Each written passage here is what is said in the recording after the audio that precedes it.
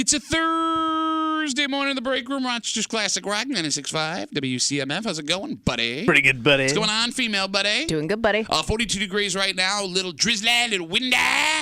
But we may be diddling 50 again today. Nice. Depending on where you are. The only thing that sucks is the rain's going to start around lunchtime, and it won't stop till around 9 o'clock tonight. Again, depending on where you are. Okay. So warm. Just bring a jacket. Just a moist. You got it. There's already anger and frustration in the room this morning. Right. Well, I just major things can go on in the world that affect all of our lives, and you go, oh yeah, Things happen. What are you gonna do? It's tragedy. Little stupid things. This was unexpected, though, like very unexpected. Okay, so I know there are nerds out there who will understand this. We are 3 weeks away from Pi Day. Yeah. So the number pi, 3.14, then all those digits. The math thing. Yeah, the math thing. On the last couple of years, nerds have hijacked March 14th, and they have made it Pi Day. Okay. What do they do? Well, you just make pie. Talking math? No, You make a pie for Pi Day. Well, like if I'm you're in not- like school, they probably do a bunch of pie-themed stuff. and I know there are other corporate offices like ours that exactly what Kimmy described. So yesterday, we get the email. Our studios, our offices, we're having a Pi Day party. So there's going to be pizza. And there's Pizza pie? Yep, and there's going to be pie that people are bringing in, homemade pie. Dessert pie. Yep, and you freaked out. Yes. Why?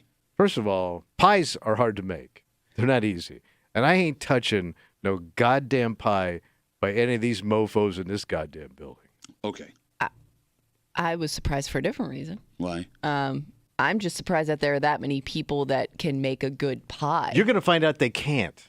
Because there's going to be like some this is something runny, you don't just try for the first time and give it a go. Like guzzy pie. I'm thinking Runny, like if you scuzzy can pie. make a good pie, you're like you have years of training Yes. in baking pies. I've never had a bad homemade pie. Yeah, but that's because everybody that's probably made it is like knows baker. what they're doing. Right. You're going to have people here making a pie. Okay. We had one person here, Terry Clifford, who was a phenomenal baker. And she used to bring in those cakes all the time. Sure, and stuff. yeah. But like that was like her hobby. Like she invested time and money into it. I don't know many people that have attempted to make a pie that don't know what they're doing. All right, phone number is 252-WCMF. Considering that, has no one in the room ever made a pie? No, why would I make a pie? Nope. Well, okay, I get. Kimmy, you've never No, made a but, pie? like, yeah, like a even thinking, sorority? like- We're selling pies to raise money for the children's Like I've hospital. done other, like cookies around the holidays, stuff like that, but I don't know anybody that's like come make pies. Is it that hard to make a pie? It is. I think it's really yes. hard to Okay, bake. you've never made a pie. Neither No, of you have I've- made a pie, but you're telling me it's hard to make a pie. Baking is difficult. It's got to be like exact. Yeah. You got to be like a freaking flower scientist to do pie. And you got to roll it all out and crap. It's got to be like the perfect flakiness, otherwise it gets soggy. Oh, there's going to be a lot of soggy pie. Soggy pies. This place is going to reek of soggy pie when you come in here. Have you either of you ever had bad homemade pie? My mother was a good baker, so I had some of my mother's pie. Did you? Yeah, just like And it every other guy in the neighborhood. It was Fleet Week. No, but everybody that I know that's ever brought a pie, like they're a good baker. Right. Okay, but That's I've never- Terry yeah. Clifford. Okay. Like, she was good at it. Nobody's ever come in and said, I tried this for the first time. Give it a go. Okay, You but never want to do a first pie attempt. so my dad is not a baker. My dad is not. I'm not shocked by that. Here's what I'm getting He's at. barely a police officer. We had rhubarb that grew wild in our backyard. Yeah. Every year, my dad would make rhubarb pie, and it was delicious. But Was it your old though? man did not I'm make. telling you, bro. Okay, when was the last, like what was your oldest age that you ate that pie? My late teens. And you think It was you delicious. can remember? First of all, do you think your dad baked that pie, or did he pull the old switcheroo? I watched him bake it. I mean, look, All right. if he switched to roux, that's right. work that's almost All right. worth giving him credit for the pie. All No, right. I'm telling you, my dad is not a scientist, believe it or not. And my dad made a hell of a rhubarb All right, pie with all right. rhubarb that came from the backyard. I think you guys are overestimating So how hard are it is to you- make a pie. So that pie event day here on the 14th Yeah. in the office. Yeah. Are you going to it and sampling pie? Well, I can't eat the pie because it's not cheat day. Well, will you look at the pie? Because you When kind of you know. look at the pie. you'll know. You can kind of look at a pie and know. Yeah, I'm gonna go check the pies out. Like a pie disaster, you'll know right up front. no, I'm gonna go check out the pies. It'll be oozing like Chernobyl. Okay, I love how when you guys can't do something or you never tried something, it has to be hard. I've heard from people who bake. Oh, you do a lot of pie talk, do you? I know. Hey, you guys want to get around? You want to sit around for our weekly There's pie a reason. discussion? There's a reason you don't get pies all year round. Right. I don't eat pie. Far too sweet for me. But I love talking pie, and also I'll cut out pictures of pies in the magazines.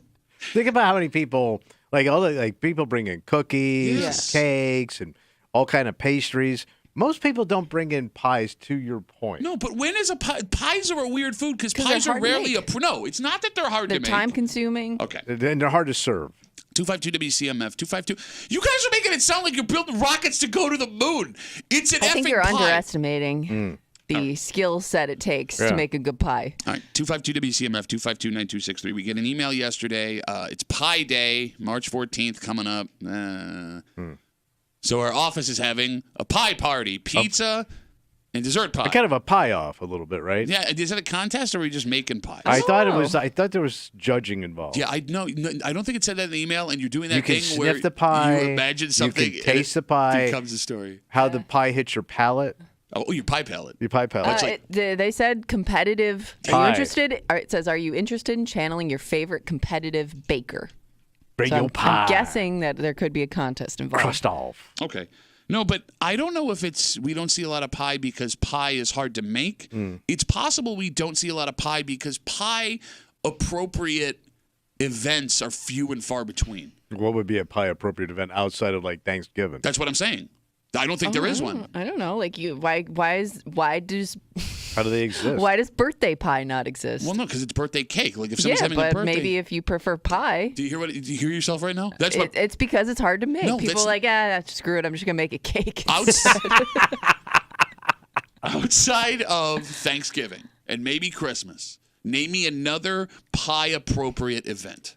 Anything in there the isn't. fall. There isn't. And Wait, when do you get together for stuff in the Apple fall? pie. Oh, you get together for your stuff. apple pie off? Exactly. and Like it's this- not anybody's first go-to dessert. I love pie. If there's But, pie but like available, I'm eating if it. I woke you up in the middle of the night, it'd be weird because I'm in your house. and you got pie for some and reason. I go, "What do you want for dessert right now?" Yeah, pie would not be No. on your mind. It would be a delicious cookie. It would be a Cake. a pastry, Brownie. a croissant, a brownie. No, but not here's pie. Here's why: because pie is in the back of my. Pie's not top of mind because we never have pie. Pie's only good after a meal. That's the only time it's good. No. Nobody goes out in the middle of the day for coffee and pie. So Pie my- doesn't last long Right. after you make it. It's an after meal thing. It gets soggy. What are you talking about? Depends on what kind of pie you're Yeah, making. don't Yeah, but- hold, man. Yeah. Okay. And there's Also- only a couple of good pies. No, Like, all, really. all pies are good. No, there's What- some crap ass. What's a bad pie?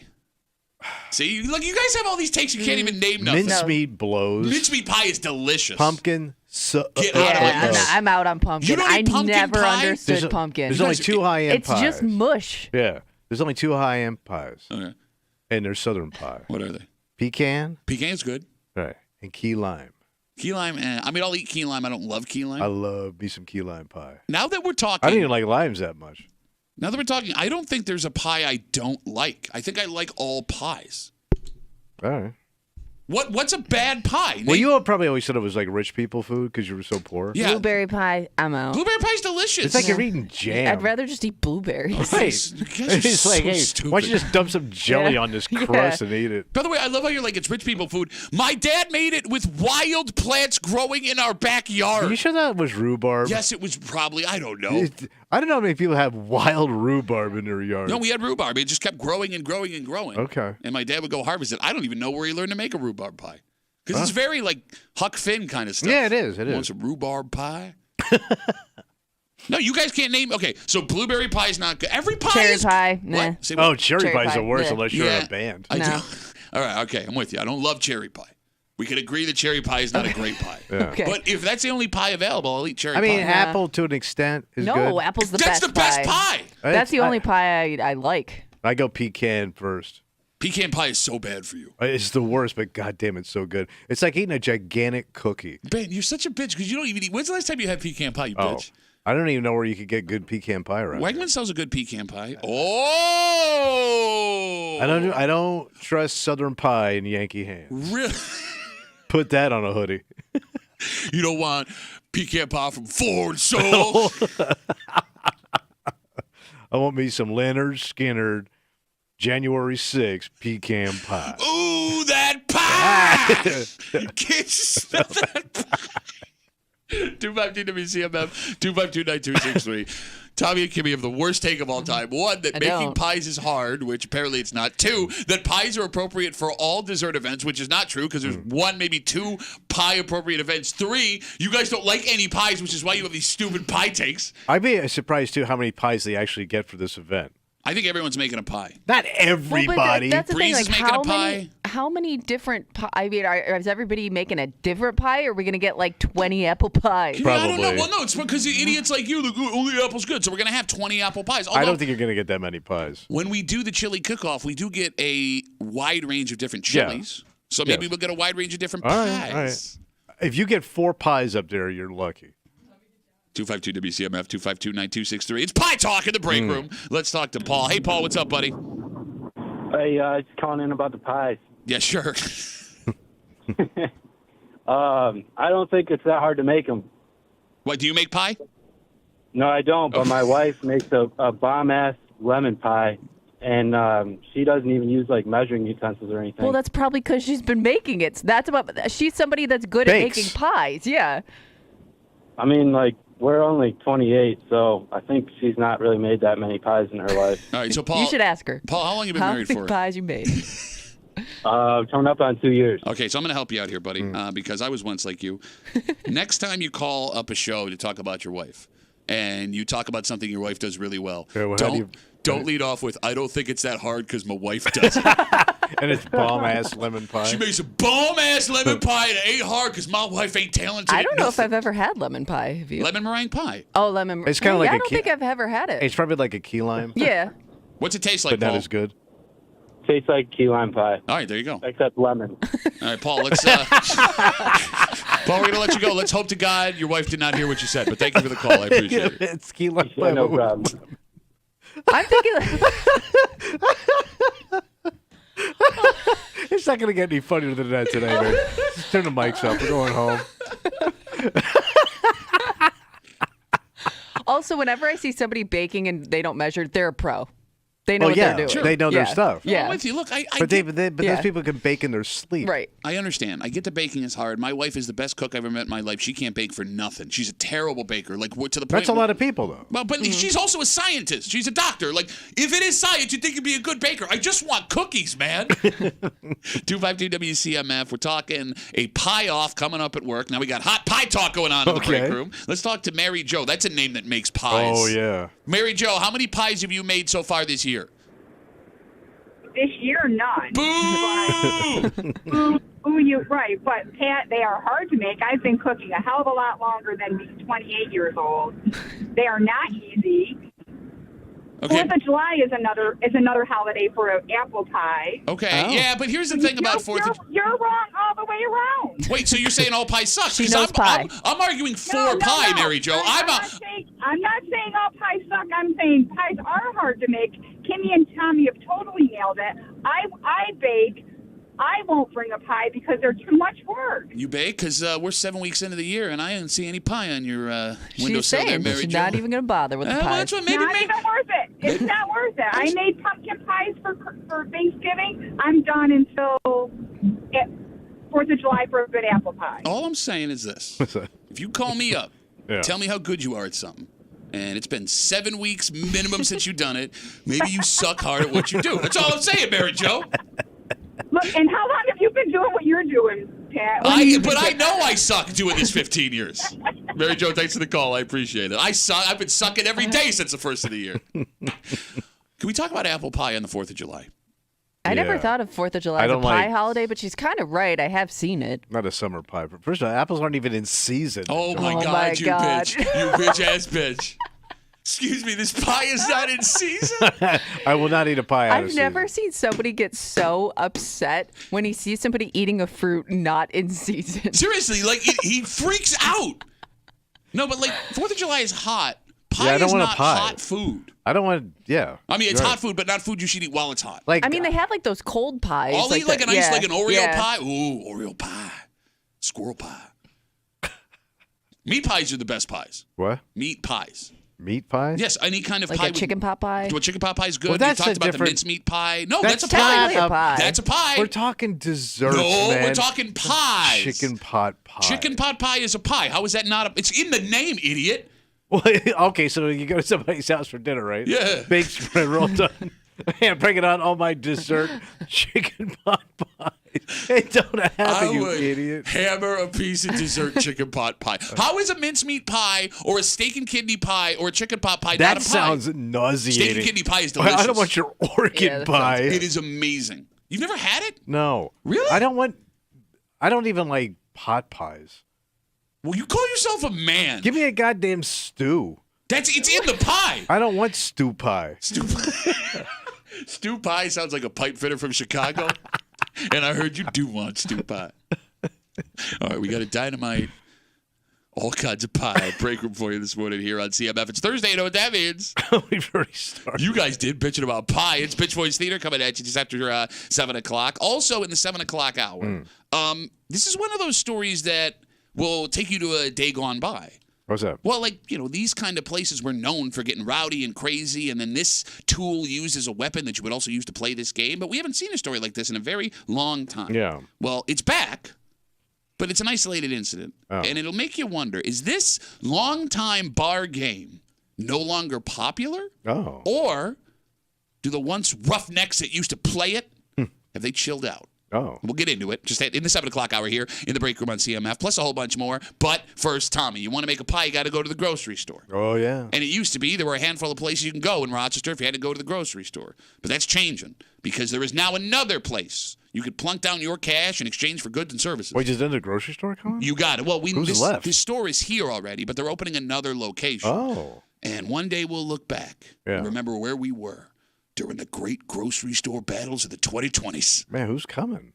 They're here already. I mean, who's adding? I'm going to tell you. All right. Next to the break room on 96.5 WCMF.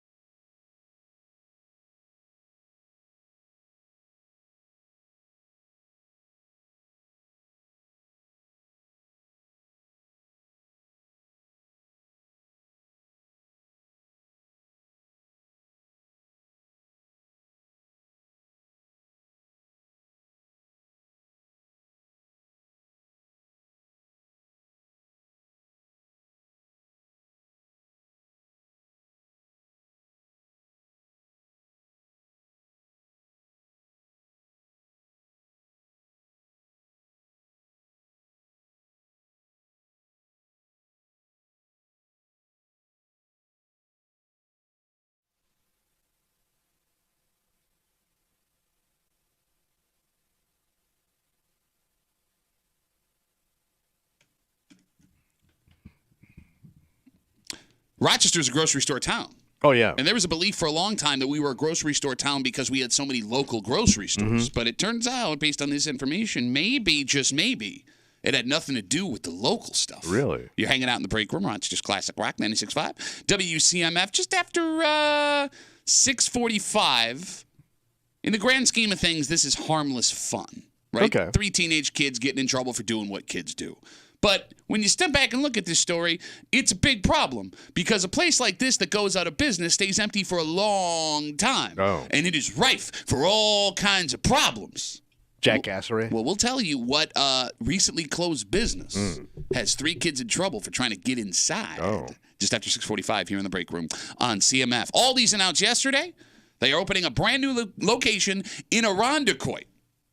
Okay. So this location will be on East Ridge. It's actually the second Irondequoit location. Joining for Aldi's. Yep, for the Hudson Ave location. This new one they're building will be bigger.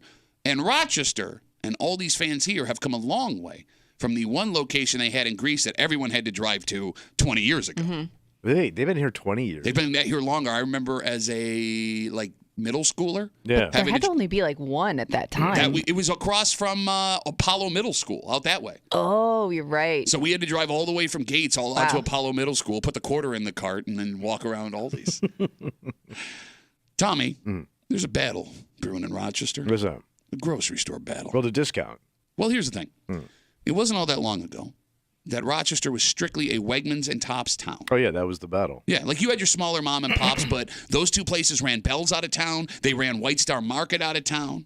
And then as Wegmans and Tops were duking it out, the Walmart Supercenter showed up. Yeah.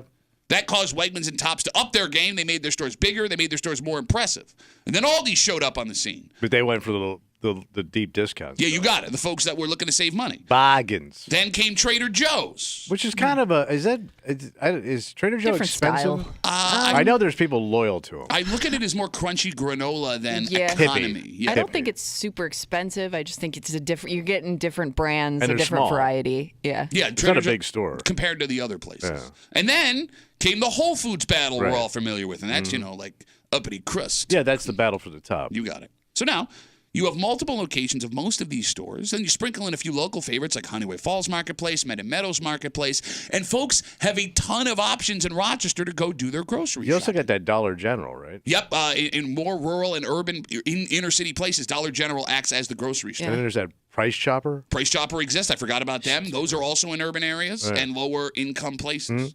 Discount chain. What? There's also one I can't think of. Is it Price Right, not Price Chopper. Price Chopper. Yeah. is Price mixed in. Right? Yeah. That's what I'm thinking of. I just don't feel like getting 15 Facebook messages. Price Chopper resides in the capital region of New York State. Tommy, all these is apparently killing it right now. Yeah, because everybody wants the cheap stuff. Yeah. The lower, But you got to work at Aldi's. what do you mean you have to work? It's different. Yeah. What do you mean you have to How does work? that mean work? Well, like you got to first of all, you have to pay for the cart No, you don't pay. You put the quarter in, they give you the quarter back. if you bring the cart back. Why would you take the cart? No, you can't just leave it in the lot. Which you wouldn't do anyway because you hate people that do that at Wegmans. No, but there's no car corral. I got to walk all the way back. Yeah, in. it's to save money. Oh, here come. Hey, there's the old man wave. and it's like, and it's they don't have everything. No, they do have. No, it's too everything. small. No, they have. Have you ever? I know you've been I've inside been, Aldi's. You I've haven't been. looked. You have not looked around. They got everything. I've looked around. I've been with my wife, Look, but if it's you- smaller. They have everything. They're just not Kinda. going to have like 5 options Yes, of that's it. everything. Yeah, You know what I mean? But they have everything. and then you got to box up your own stuff Well, but again, it's all or this. bring your own bag. Yeah. Phone number is 252-WCMF, 252-9263. Hey, when you bag your Wegmans groceries, what bags do you use? I know. The bags you bring? Yeah. Oh, yeah, that's weird. Yeah, okay. The lower prices and no frill shopping Mm-hmm. Yeah. are bringing budget-conscious folks out of the woodwork Oh, to go sure. shop at Aldi's. And people that never thought they would ever step foot in a place like Aldi's are now becoming regular shoppers. And Aldi's has something else going for it. What they got? Other than the economy that the other places we mentioned don't have. If you go to Wegmans, you go to Tops, you go to Whole Foods, you go to Trader Joe's, you know exactly what you're getting every time you walk in, right? The stuff Quality. is Kimmy. The stuff is in the same place. Yeah. They have the same products all the time. With Aldi's, you get a fun little surprise every time you go to That's Aldi's. what I'm looking for when I shop. Surprises. What I mean Not all is- surprises. There's are like good. there's like a brand name snack, and you're just like, wait, they have this. So there's that. Yeah. Aldi's also likes to experiment with new products to offer customers. They're like the Marshalls of grocery stores. All of a sudden, there's a new weird and unique off-brand frozen food that looks intriguing, or a new kind of cookie that you've never heard of before. And all of it looks good. Right. Aldi's also might be the best store at mocking up brand name snack food at discount prices. What do you mean? Like having not their version, but a generic version of. But you don't like that stuff. I eat it on Sometimes Sundays. they You crap hit. all over you won't eat a non-Oreo Oreo. Well, no, I won't eat Oreos anywhere that aren't Oreos because everyone knows that only Oreo knows how to do the Oreo. Well, how about an Aldi Oreo? No, I won't eat an Aldi Oreo. Which, by the way, my favorite Italian explorer. Yeah. Aldi Oreo. No, but like this came up yesterday on the show. Cereal, snacks, chips, frozen stuff. It tastes almost the same as the brand name stuff. Somebody called up the show yesterday because we had said in a discussion. We were talking about Cheetos. Yep, and we said nobody makes a knockoff crunchy Cheeto because it's impossible to do. And somebody called up and said Aldi's has an almost identical crunchy Cheeto. And if you're a Cheeto lover, you know the difference. I mean, Tommy, we may be at a point in Rochester grocery store history, and look, Wegmans is a juggernaut. Even the folks that shop at these other places are going to find themselves inside Wegmans because it's a comfort thing. And even folks that are looking to save money will swallow it and go spend retail at Wegmans. That'd be a great name for a grocery store. Swallow it. Wait, your mom's open at a grocery store? Because Wegmans does such a great job. Yeah, they're great at marketing and merchandising. But the fact that Aldi's has gone from one store in Greece 25 years ago to now opening a second in Irondequoit in almost every town it seems like has an Aldi, it's pretty remarkable. It is. But, people want to save a buck. You sound It's you not want to even, eat lower end, produce. Okay. for me, it's not even sometimes saving money. I find myself going to Aldi's more. Like if I know I'm going to head to Wegmans like around lunch hour, I'll just go to Aldi's instead because I don't want to deal with especially the Wegmans I go to, they get a huge rush during the lunch hour. But she goes to the hipster one. Well, no, there's an Aldi's right around the corner from your house. That's what she I'm saying. goes. So I'll There's no such thing as a hipster Aldi's. No, I think he's saying the Wegmans. Oh, gotcha. So I'll just be like, I don't want to deal with Wegmans right now. So Aldi's is my option today. Okay, all right. It's a That's little, where she gets her little makeup, less chaotic. her hair products. Why wouldn't you? So Her Aldi's, jewelry. I do know people love Aldi's too because they have that one aisle that's kind of full of miscellaneous house items. Oh, yeah. And I know a lot of people that love to go just browse that aisle a lot because there's a lot of turnover and seasonal decorations. Just random stuff that you don't think you need, but it's like an impulse buy for a lot of people. So I do remember the Aldi's, if I got it right. You walk in, it's all snacks at first. Yeah. You just hit all the fun stuff right up front. Yeah. And then you Hey, make it's the produce. corner. Okay, so I haven't been in there in a while. The It was one I snacks do, when you hit all the produce up front. Okay. Oh. I remember the snacks up Yeah, front. I mean, it was like a wall of snacks, and then you can get to the other stuff. Yeah, what's Busted wrong with that? eggs. What's wrong with that? Wegmans, when you walk in, they have all the baked goods right on that table up front. Bacon from motherless pigs. I feel like a motherless pig.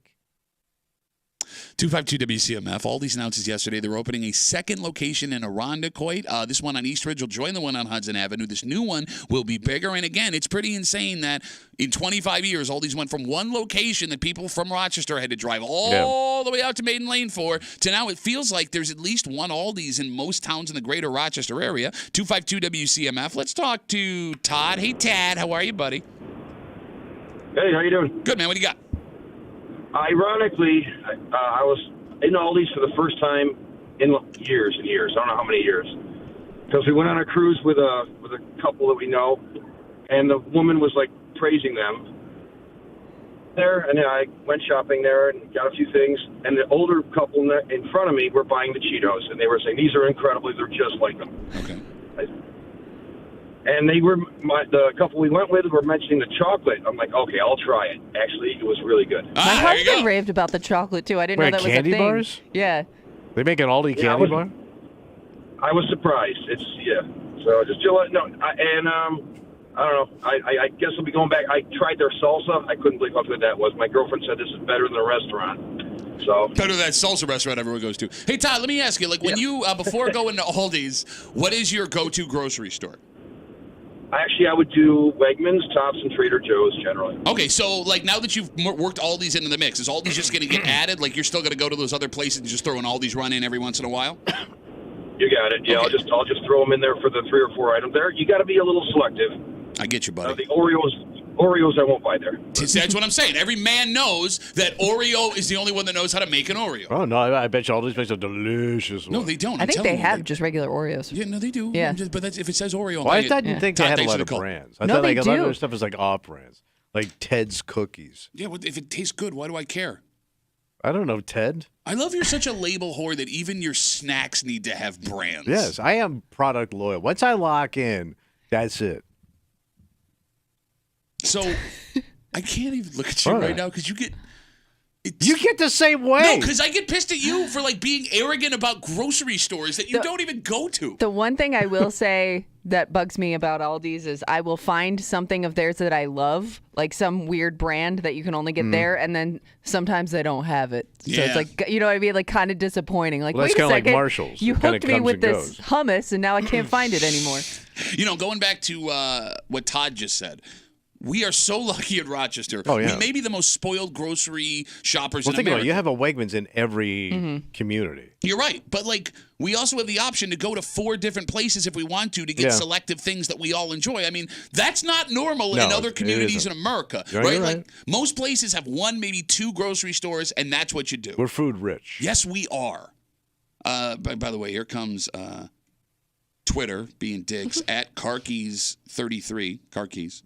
Not to be that guy, but it's Aldi with no S. Shut up, nerd. It's Well, we Aldi, say- yeah. Everybody says Aldi's. That's what I say. Yeah. Everybody Like, says Well, actually, An it's Aldi, not Aldi Aldi. store. Oh, whatevs. Shut up. Couldn't afford the S. Saving money. Well, they didn't give it. They lost a quarter on it. Let's stay in Irondequoit Okay. because there was an issue in Irondequoit earlier this week that has 3 boys in trouble. And here's the thing: the trouble is just typical boy trouble. In fact, them charging these kids kind of bothers me a little bit. But it's not so much the crime I want to talk about, but where the crime was committed allegedly. Oh. Because if you let these things stay closed, you've got a serious problem. But there isn't anything you can make it into that's not what it was originally designed Down for. closed. Well, I was going to say, like, we should have learned our lesson with, like, the one major thing that people kept breaking into over and over for decades. Ooh. We'll get into it. Tell you what went down in Irondequoit next to the break room on 96.5 WCMF.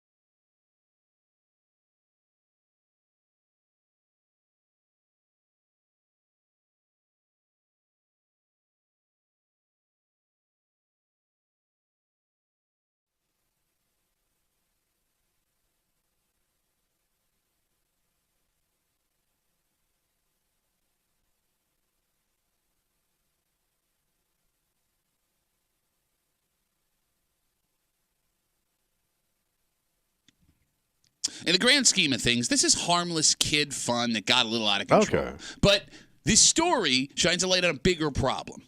When you don't do something with a building like this, it's going to be a magnet for this kind of buffoonery. A lot of temptation. Yeah. But at the same time, Tommy, there aren't a ton of options when you're trying to fill this place with something new. What the hell's there? You're hanging out in the break room. Rochester's Classic Rock, 96.5 WCMF, just after 7 o'clock. It's Thursday. You know what that means? Oh, yeah, buddy boy.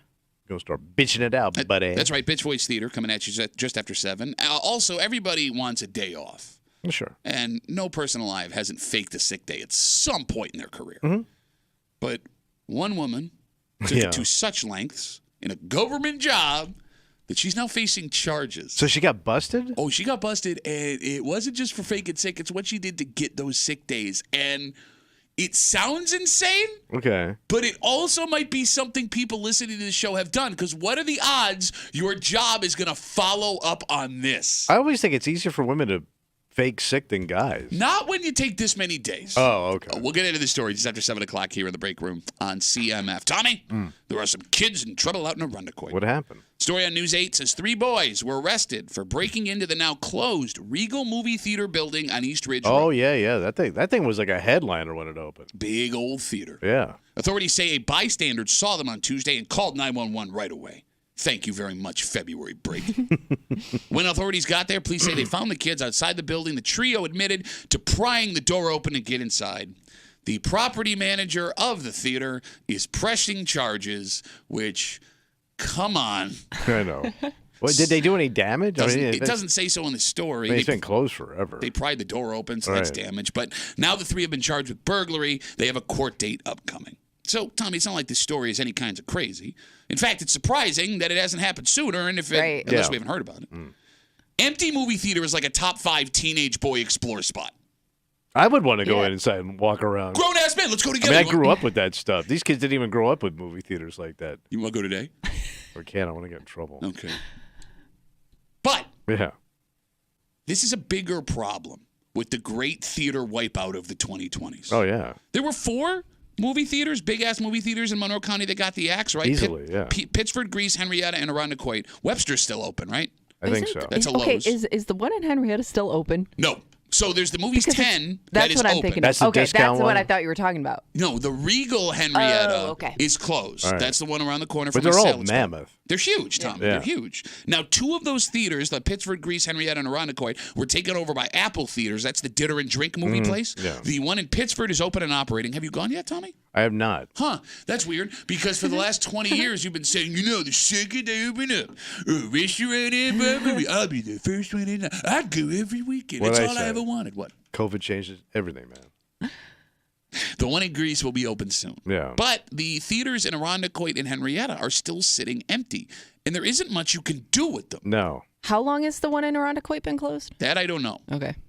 But it's fairly recent, right? Like within I'm the not last sure. year? Yeah. That's when Regal declared bankruptcy and everything went Okay. upside down. But to your point, yeah, because there were just an odd shaped buildings and rooms, and what would you do with them? It kind of feels like the only thing you can turn a closed movie theater into is another movie Right. theater. Well, was that the one they were talking about doing like retail space? So I think that was in Arundecoit. They had the plan Is for that that. a different one? I feel like that was Webster, but I don't think there is an empty movie theater No, in I Webster. think it was Arundecoit. Was it Arundecoit? Yeah. Maybe. Okay, but they haven't started that Right, project, right. it seems. The longer you let it sit there, the more you're going to run into these issues, because I was thinking the first thing that came to my mind when I see a story like this is it could easily become like on a smaller scale, another like medley center situation where like you get teenagers and people that just want to explore like these weird abandoned places, and it becomes just a popular thing for people to do. And to Tommy's point, it's a nostalgia spot. Everybody in their lives, if you're of a certain age, have had great times inside movie theaters. Oh, yeah. Kimmy, everybody in their lives at some point had great times in malls. And now Yeah. these are relics of the past. So you want to go in and look around and remember and see and look at all these things. Yeah, but there's like no interest in going to the movies anymore like there used to be. Well, straight up movies. Right. So what else, to your point, what else would you do with it? Like you couldn't even like make like a retro movie theater like showing old movies. No, like, because that even exists already. Yeah. but I mean, is that something I care about? I mean, the Little has success with it. But they do the independent. Right. Well, they do. It's a small scale too compared to like these big giant places. The cinema down in the South Wedge has some success with that also. Yeah. I mean, they run later movies. and Sometimes it's like a buck a movie. Yeah, and it's old school. Like that's the kind of place you walk in and you feel like, oh man, I've walked back into the. Yeah, 50s. I mean the seats they haven't changed. The floors are still sticky. No, it's cool. No, that Yeah, place- it is cool. Shut They up. have that simulated melted butter. The cinema in the South Wedge, though, they do the dinner and a movie. For Yes, new you're right. I movies. forgot they do that now. You're yeah, right. I don't. Oh, so wow. they changed it up. But you got to eat on your lap. 252 WCMF 252-9263. 3 boys, according to News8, arrested, charged with burglary for breaking into the empty movie theater out in Irondequoit. Who cares? But it's a bigger problem because what do you do with these things? I mean, do you just knock them down? I would think. I would think that's like if you don't have a plan for it, that's really your safest option if you want people to stop breaking into it. And I mean, here's the thing too. Like, look, Bed Bath & Beyond closed in Henrietta a few months ago. That's going to be a home good soon. Like immediately, someone jumped on that spot. Right. Toys R Us, big business that was there forever in Henrietta, closed. Burlington Coat Factory moved into that space almost immediately. The Bon-Ton at the mall in Greece closed. They made that into like 3 restaurants. Every other business, it seems, can easily become another business. With movie theaters, it's either open up a different movie theater or you have to knock it down. So Yeah. unique. Because you couldn't put any kind of theater in there but that. You couldn't do like live theater in there. I mean, I guess you could, but you have like 12 theaters. That's what I'm Right. saying. Right. Yeah, you're right. And 'cause- you already have theater here. yeah. You have Jiva. You have what they do, at the auditorium. Sure. And I think there's a couple of smaller ones. Because remember they had like that downstairs cabaret and places like that. I think did, that's like, still there. Yeah. Yeah, so I mean you have that. And it's just such a small amount of people go to that stuff. Well, like, okay, so like if a place like the cinema, a single theater closed, Right. you could turn that into something like a comedy club, like a But concert again, venue. you got- Show World took over the old Monroe Ave Theater So years you'd have ago. to show dirty movies. Well, no, What are you talking about? there are performances, not that, Yeah. that you can put on in these old theaters if it's a single theater. Like Right. we've played comedy clubs before that used to be movie theaters. Right. In But fact, yeah. they were movie theaters until we headlined them, and then they just closed them forever. But I'm saying, like, you're right. When it's a 12-theater multiplex, You can't make it work. you got 12 comedians going at once. You can't turn it into like a mega church because it is a theater. But like, could you do? But again, you would have to have 7 different churches going on at once. There are a lot of religions right now. Yeah, but nobody goes to church. I don't know, man. There are. So there are. Could you do like a Catholic church, a Presbyterian, a synagogue, a mosque, all in one building? I don't know. What's it going to be like in the lobby when everyone's leaving? That might be a problem. Especially right now. So somebody did call and say, was there a former theater in Pittsford that was turned into a gym? Not that I know. He said it was turned into a rack That at was some a point. theater? Oh yeah, you know what? You're right. That was Yeah. a theater back there. No kidding. Yeah. So I guess that could be an But how option. many By the way, Gym. that gym's closed. The gym didn't work. I don't know. We could turn it into a gym that eventually closes. Yeah, there's nothing left. I can't think of any other business that we lack enough of that it would be a hit that you could fill in that size of a building. I mean, going back to the church thing, there are churches that rent theaters early in the mornings on Sunday to have their. But that don't pay the bills, man. It might. I don't know. Like one day a week. And they get money tax free. All right. Charge them whatever they tax-free. want. This has also become an issue for other types of businesses in our area, places that aren't being used that are big-time vandalism spots. Yeah. So, like this story we have here are these 3 teenage boys in Irondequoit. It says boys. I shouldn't even say teenage. There's no arson. There's no thievery. It seems harmless. But if we look at a place like the old Rochester Riverside Clarion Hotel, Okay. that place has been shut down for years And it's now. massive. Folks broke in looking for valuables. Yeah. There are reports that squatters are or have been living in the rooms. There have been a few fires there, which firefighters believe have been intentionally set. And that's super dangerous because they also believe the structure of that building is not super sound right now. Yeah. But despite all of that, it's up and it's there. Yeah. And it's right in the path of this new Rock the Riverway project. And it doesn't seem like anyone's doing anything to get rid of it. How that place has not been taken down yet is mind-boggling. What are you going to do with it? Yeah, and like you said, it's dangerous. Yeah. But what else do you need? Like, you're not going to put in. They just built another hotel across the street from it. You're not going to put a hotel in that space. Right. And I don't even know if you can now. Right. It's been Who's shut put all for that- so long. Who's going to sink all the money into those places? Remember when that was going to be a $300 million performing arts center? Yeah. Remember that? I remember because that was the old Holiday Inn downtown. Yeah. And that place was like a premier spot downtown to hang out, even for multiple events. And it had a comedy club in there. It had that outdoor second floor pool and deck. They had a It Bennigan's, wasn't that long bro. ago. What's that? I said it wasn't that long ago. The community's only Bennigan's was once inside that. Oh, yeah, Clarion that's right. Hotel. Happy Yeah. birthday from everyone and Bennigan's. Happy. Chris Rock performed there. And so did you, and then they shut it all down. And that's it. Yeah, No, it's to be literally. announced. Hey, there's people stealing copper out of the building after you perform. No, but that's prime real estate. Oh, it is, sure. Right? And it's dangerous that it's there. How are there not rules that are better where we can be like, hey, see this thing that's collapsing and people are living in there and it's super dangerous for everybody? That's got to go. But who pays to take it down? Probably the person that owns it. Right, and if he don't feel like doing it, and let's say that guy's bankrupt, right? I don't think he's bankrupt, though, the guy who owns that specific one. And that's what I mean. Maybe there should be a couple of stipulations in there. Hey, listen, if your building keeps catching on fire. Do they just keep getting ticketed, fined? I wonder, I would assume. I don't know. I don't even know if they're fine. You don't even know who owns it. Yeah. Well, no, we know who owns it because that person It's a regular. It's not like a corporation. It's a dude. So if I remember the story correctly, and forgive me if I'm wrong. Yeah.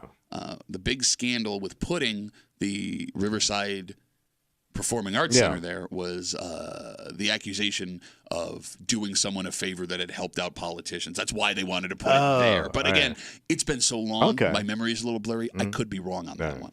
We got Facebook messages coming in. You can always get us at WCMF for the Break Room Facebook page. Here's what's frustrating with what we're going to read here. All right. The discussion has essentially been about what do you do with these empty places that you could turn anything else into. Sure. Ashley wants to talk about the 3 boys that broke into the movie theater. Okay. Ashley writes, what do you mean it's no big deal that 3 boys broke into a building? It's the middle of a Rondequoit. They should be punished. Why are you upset that the property manager wanted to charge them a burglary?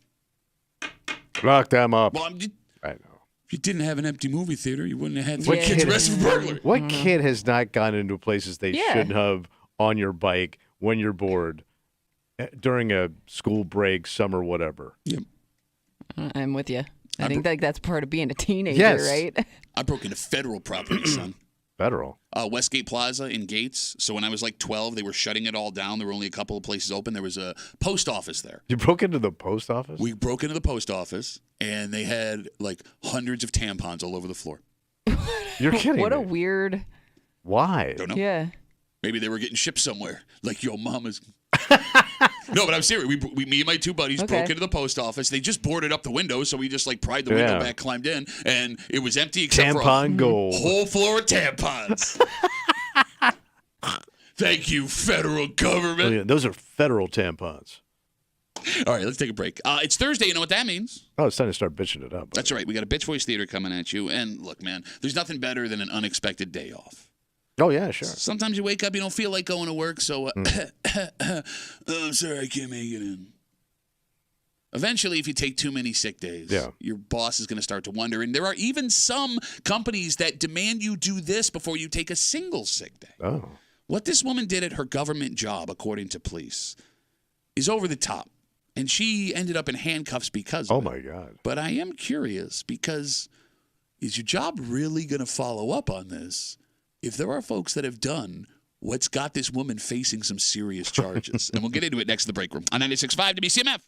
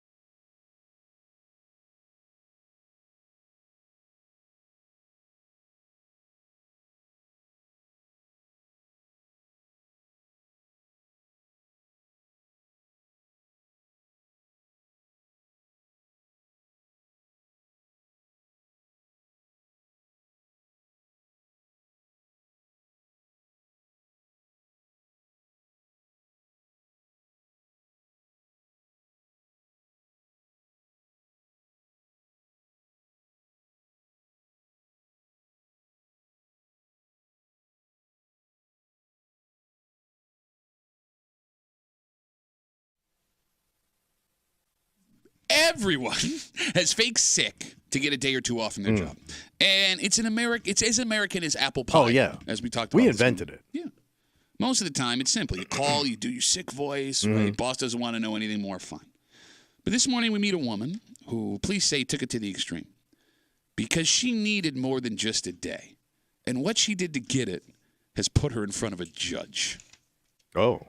You're hanging out in the break room. It's just Classic Rock 96.5 WCMF. We'll get to that in just a second, but it's Thursday. Yeah, buddy. When you want to hurt someone in this room, you can't call them short. What do you do? Or stupid. Or say that the top of their hairline looks like it's racing to the back of their neck this morning. Did you get a haircut? Yeah, I got it cut and dyed over the weekend. Oh, did you? Did you tell her, like, could you take 3 inches off my hairline? It's I'm losing my hair. No, it looks like a melon in season on the top of your shoulders.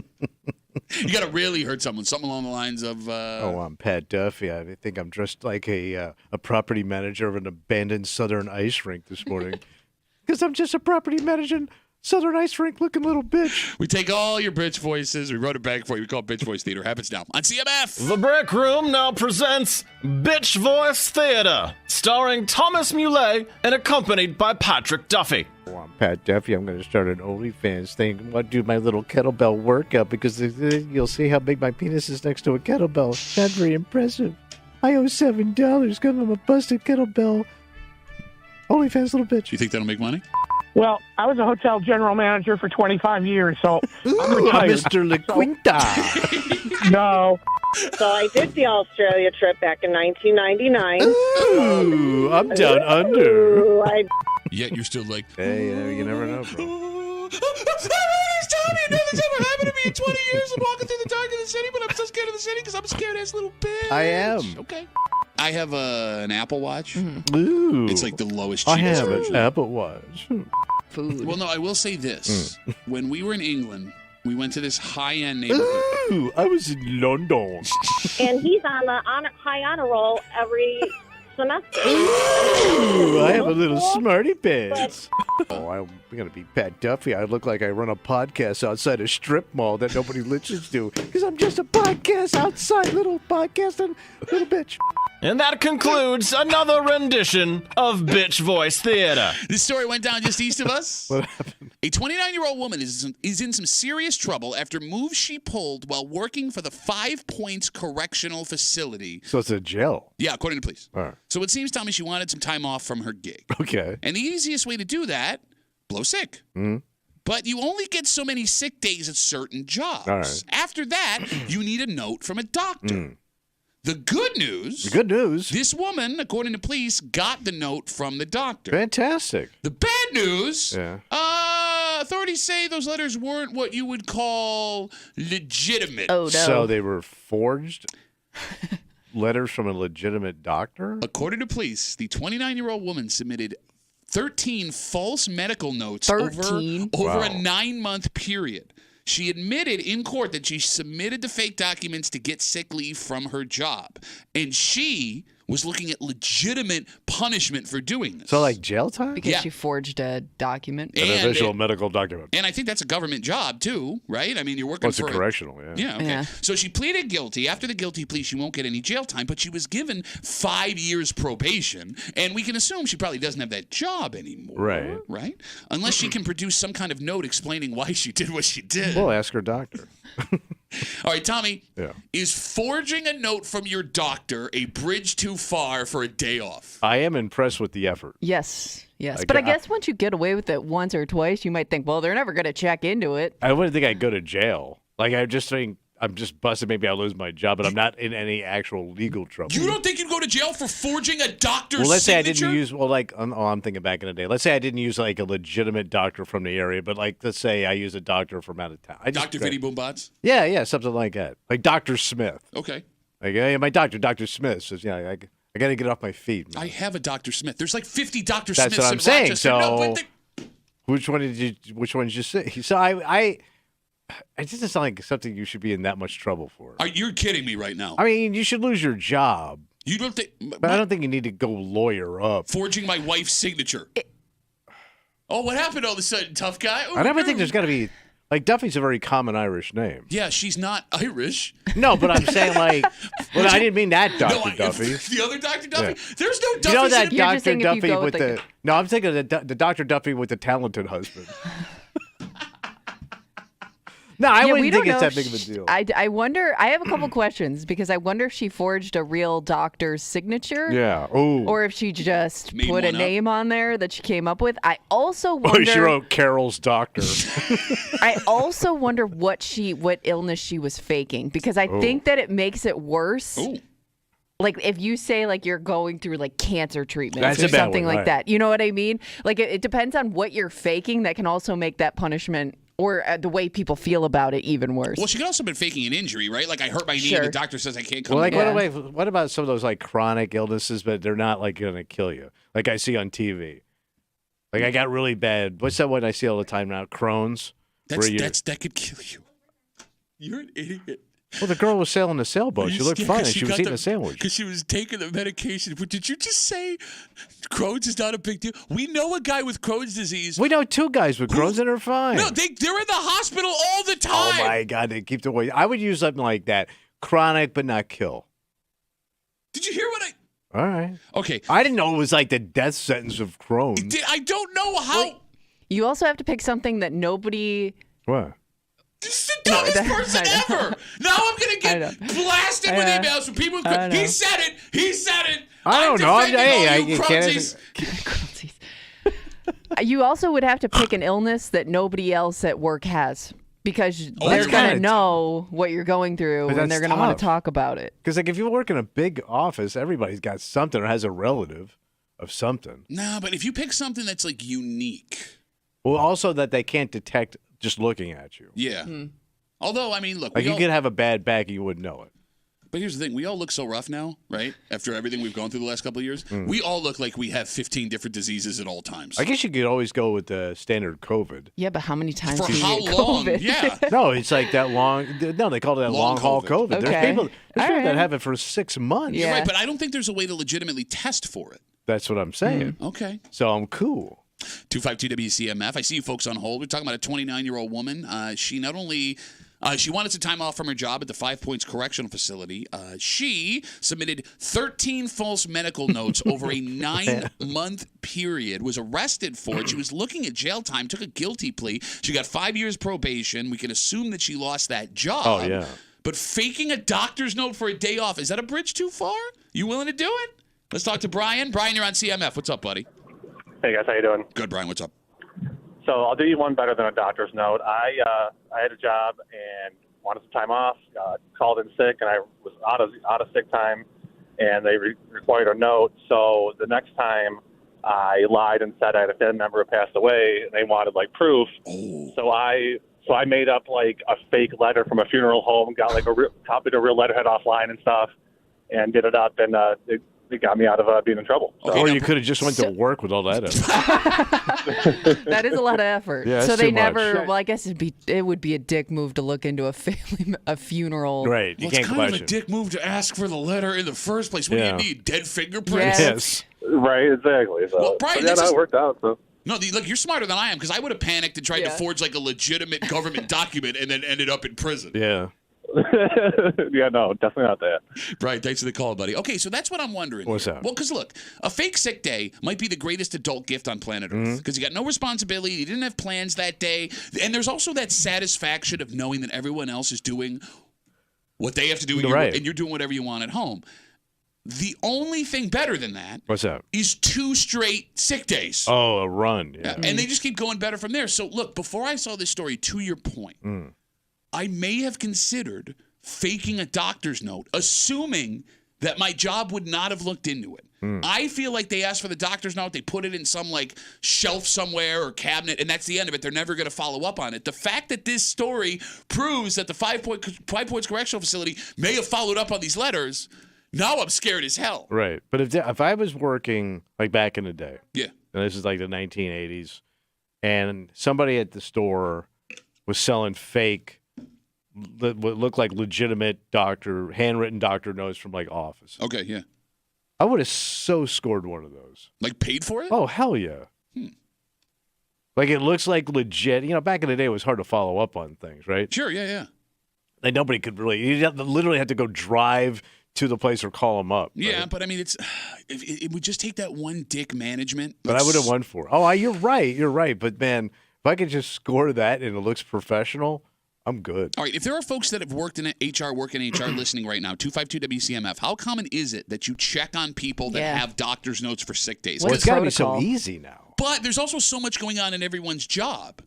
I wonder if it gets to that point when they're going over their sick days. You know what I mean? Like too much? Yeah. But even there. She got greedy. That's maybe what hurt her, to your point. Yeah. I mean, 13 days. Because I thought with the HIPAA laws, they can't really investigate too deep, right? Well, but you got a note from the doctor. I don't know what the rules are. I would assume once you give a note from the doctor saying what's going on.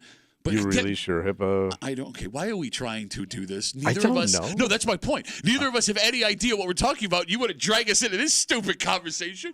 Let's talk about HIPAA because everybody understands that based on social media the last 4 years. Well, I'm just saying, like, you can't ask questions. Well, because no, I'm sick. But I guess that's my other question. In not asking questions, if you call the doc to check up, what do you ask? Are they faking it? Or you could ask, did you write this letter? That wouldn't be a. I don't know what a HIPAA violation is. I just thought they couldn't ask any questions. 252-WCMF, 252-9263. Again, we're talking about this woman just east of us at the 5 Points Correctional Facility. She, according to police, faked 13 false medical notes in a 9-month period for days off at her job. She was looking at serious punishment. She took a guilty plea, 5 years probation. The balls of a fake doctor's note. Let's talk to Matt. Hey, Matty, what's up, buddy? Hey, nothing. So I got a story. I used to work at a pharmacy in high school, and we accidentally caught a lady who had stolen a prescription pad from her doctor. Oh, that's big time punishment. Yeah, I don't know how she got her hands on it, but she was writing herself prescriptions for, like, Oxycontin, like, really serious stuff. Isn't that a problem that takes care of itself? Well, for God's sakes! But you were saying, Matt. And, so she kind of, pants herself because she tried to reach too early one time, and the insurance wouldn't cover it, and the pharmacist had to call the doc to say, hey, we need you to rewrite this, and the doc's like, she doesn't take that. And they're like, yeah, we've been filling it for months. Oh, wow, wait, so she got away with it for a while. So I know somebody that did this too. Because unless somebody, there was no way, I know somebody did prescription fraud with a coworker. Of course you do. Of course you know that. And the only way they got busted is when they went in there for their prescription, and the wife did, and they go, well, no, you've already picked it up this week. Oh. And that's how. But if they didn't come in for it, they would have never gotten busted. Okay, so Matt, let me ask you this. Did you have to wait for her to come back and do it again, or did the police go find her? Because that would be awkward seeing her again after now you know what's going on. Yeah. Yeah, no. So after she came back to pick him up, and we had the cops waiting for her. Oh. After she waited in line and everything. And she was holding bananas too because she was going to pay for it at the pharmacy. Right. You know, Matt, thanks for the call, buddy. Have a good rest of the day. You too. I guess there are different levels of faking doctor's notes. Oh, sure. Right. Like, I mean, Oxy is a little bit above. I just want a day off. I just assume like back in the day, it must have been rampant as hell. Well, but back in the day, did places really ask for doctor's notes, though? I don't think so. But like stealing stuff like that and prescriptions and everything, because it was just paper, and nobody probably followed up. Let me ask you this, because I see you guys on. It looks like we have our HR people that can help us out here. Let's say you two were going to fake a doctor's note. Yeah. Would you even know what to do to make a doctor's note look legit? No. Nope. My wife is a doctor, and I don't know how to fake that. I can't fake a thank you letter. Because it's always like the ones that I've seen, they're always kind of like written so quickly, like you can barely read it. So I feel like if you put too much detail on it, then somebody's going to be suspicious. Not enough detail. I don't know what to write on the note. And if it's very detailed, like the scientific actual name of what I have, unless you want to just make up some fake scientific name for your problem. Well, no, but like even create your own disease. For example, Baxispasms. Baxispasms, my third favorite Italian explorer.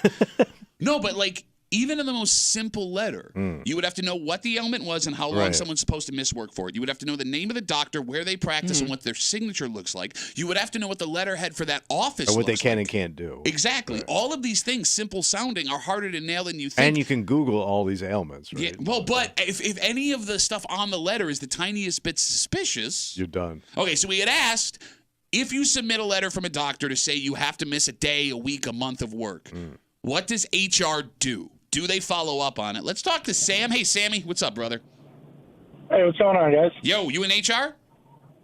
I am not in HR, but I can tell you that they definitely do not always check stuff. Okay, well, that's not an answer, Sam. They definitely do not, maybe, possibly always check. Sammy pulled a move. What happened, Sam? Well, back in 2022, my company, you would get a week off work if you had a positive COVID test. One of my buddies at work got a COVID test, came back negative. He photoshopped the report or whatever, and he showed me right at the top though. It said positive on there, but at the top he forgot to change one of the negatives to positive, so it said right on the paper negative. But they didn't catch that, so I don't think they're really looking that hard. Okay, by the way. Maybe at that time. Yeah, well, I mean, everyone was so panicked. Yeah. About what was everybody. going on. Yeah. All right. All right. So, Sam, you gave us no information. You've wasted our time, and we all hate you. I appreciate it. Thank you guys. Sam, thanks for the call, buddy. Have a good rest of the day. You know, it's funny. We're having this big, long discussion about faking the letters and all these things, doctor's notes. But it seems this woman, based on what she pleaded guilty to, was caught for the same reason everyone gets caught scamming at work. Greed. Yeah. Because she submitted 13 fake medical notes in 9 months. Yeah, it's too much. If you do this once or twice, and I'm not encouraging it, obviously, maybe you're able to fly under the radar, but 13 times, people are now talking about you at work, right? Yeah. And every job has this bad habit. Even if someone's in a bad way, once they hit a certain amount of time missed, folks start to faking it. Oh, we did it here. And we accused guys of having really bad illnesses faking it. It does. It can be the worst of the worst. But It that was. guy was faking it until he died. But But there was another guy with cancer that was mocking him. I didn't say that, you idiot. But Wait, a lot of people have cancer. But he even said that guy's lying. You are the worst partner in crime in the history of crime. Whoa. You worry too much. I worry too you much. did everything but say the name. Jeez, my God. No, but no matter how bad the ailment is, seriously, it could be the worst possible thing a human being can have. There will be some dick in the office that puts his head around the corner and goes, yeah, they're faking it, right? They're faking it all the time. I see them on Facebook. Oh, they're not on Facebook. He's got 2 legs. They're trying. All right, everybody on hold. I would love to hear your. What do we got? Is it the HR answer, or what do we got, Kimmy? Oh, tell me. You got a microphone. It's just a story about. All right, you know what? Boo. I don't want it. Sorry, we're moving on. Tommy, this was once the Sport of Kings. It was called the Sport of Kings, and it was the kind of barroom sport that if you were a ruffian, you had to know how to play. Yeah. And it felt like all the people that played this were ruffians. We have a story that feels old school because the matter of assault in this story involves a tool you need to play this bar time game. Oh, the weapon? You got it. But the fact that we haven't seen a story like this in so long means either A, the folks who play this sport have started to chill out, or B, people aren't doing this anymore. Oh, it dropped off. We'll get into it next in the break. We'll tell you what it is here on 96.5 WCMF.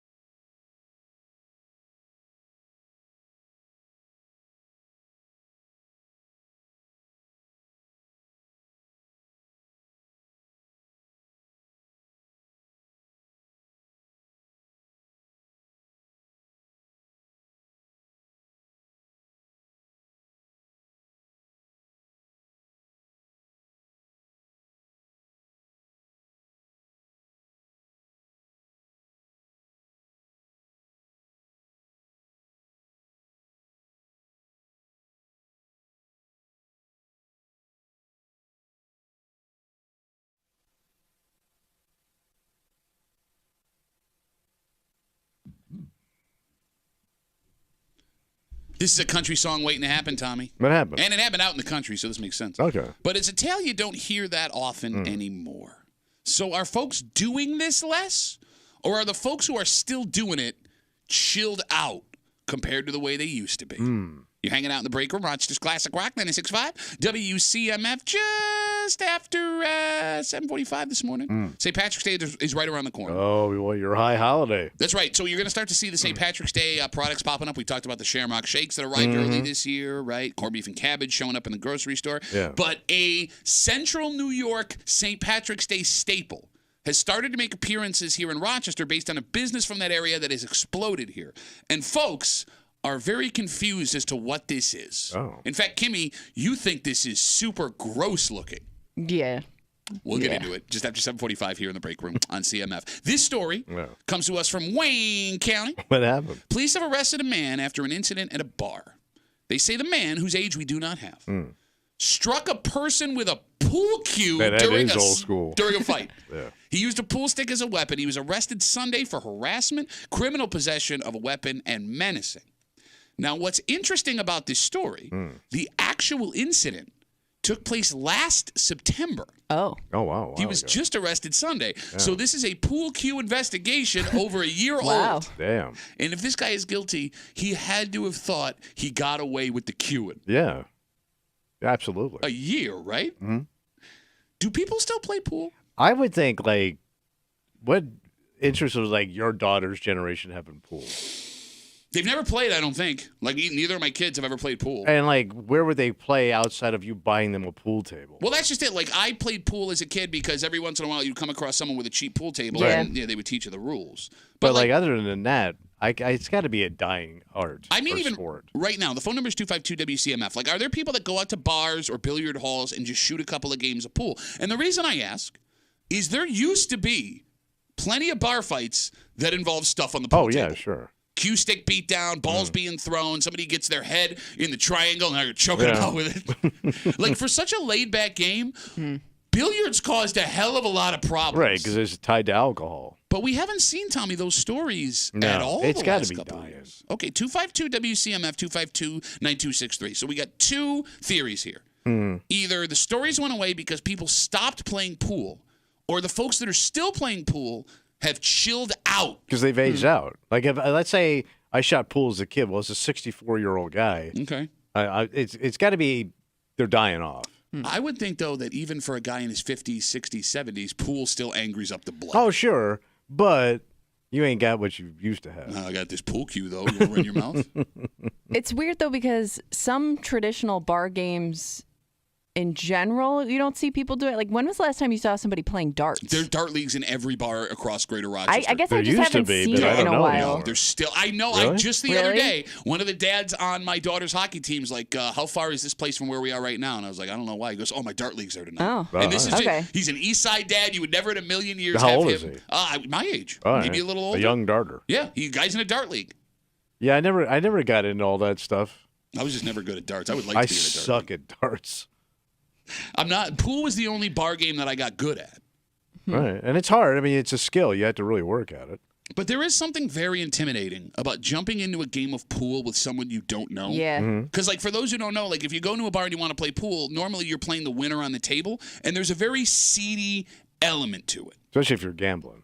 Well, and that normally shows up. Maybe that's why it's declined in numbers, because it's so intimidating to get into. But here's the weird part. Like, even when I was a kid, like between the ages of like 18 and 22, right? Like, every bar I walked into. Yeah, every bar had a pool table. But someone was on the pool table, right? Like, it was either like a couple of girls like, oh, this is fun. Or there were guys playing actual pool, and I had to sit around and wait until someone would let me in on a game. Yeah.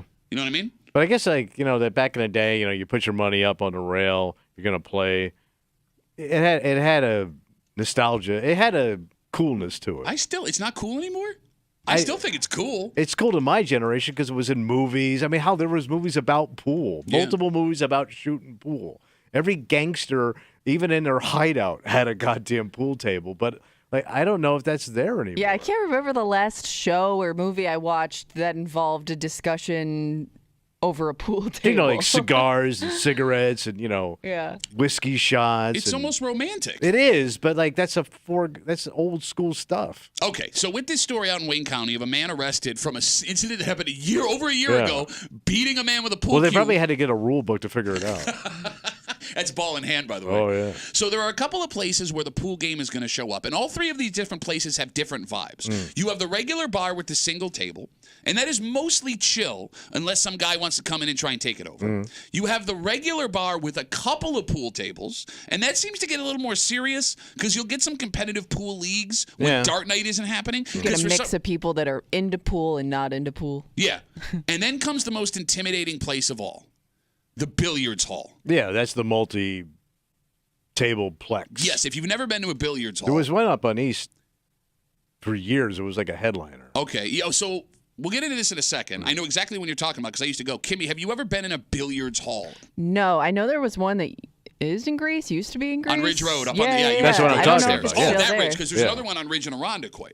Maybe that's what I'm thinking. One of them But no, I've never been. I remember like growing up, some of the guys I knew would go. But I don't know any like women at the time that were into it. Girls. I used to take chicks to the billiards hall. I mean, it's a move. Sluts. God, wait! I never took your mom.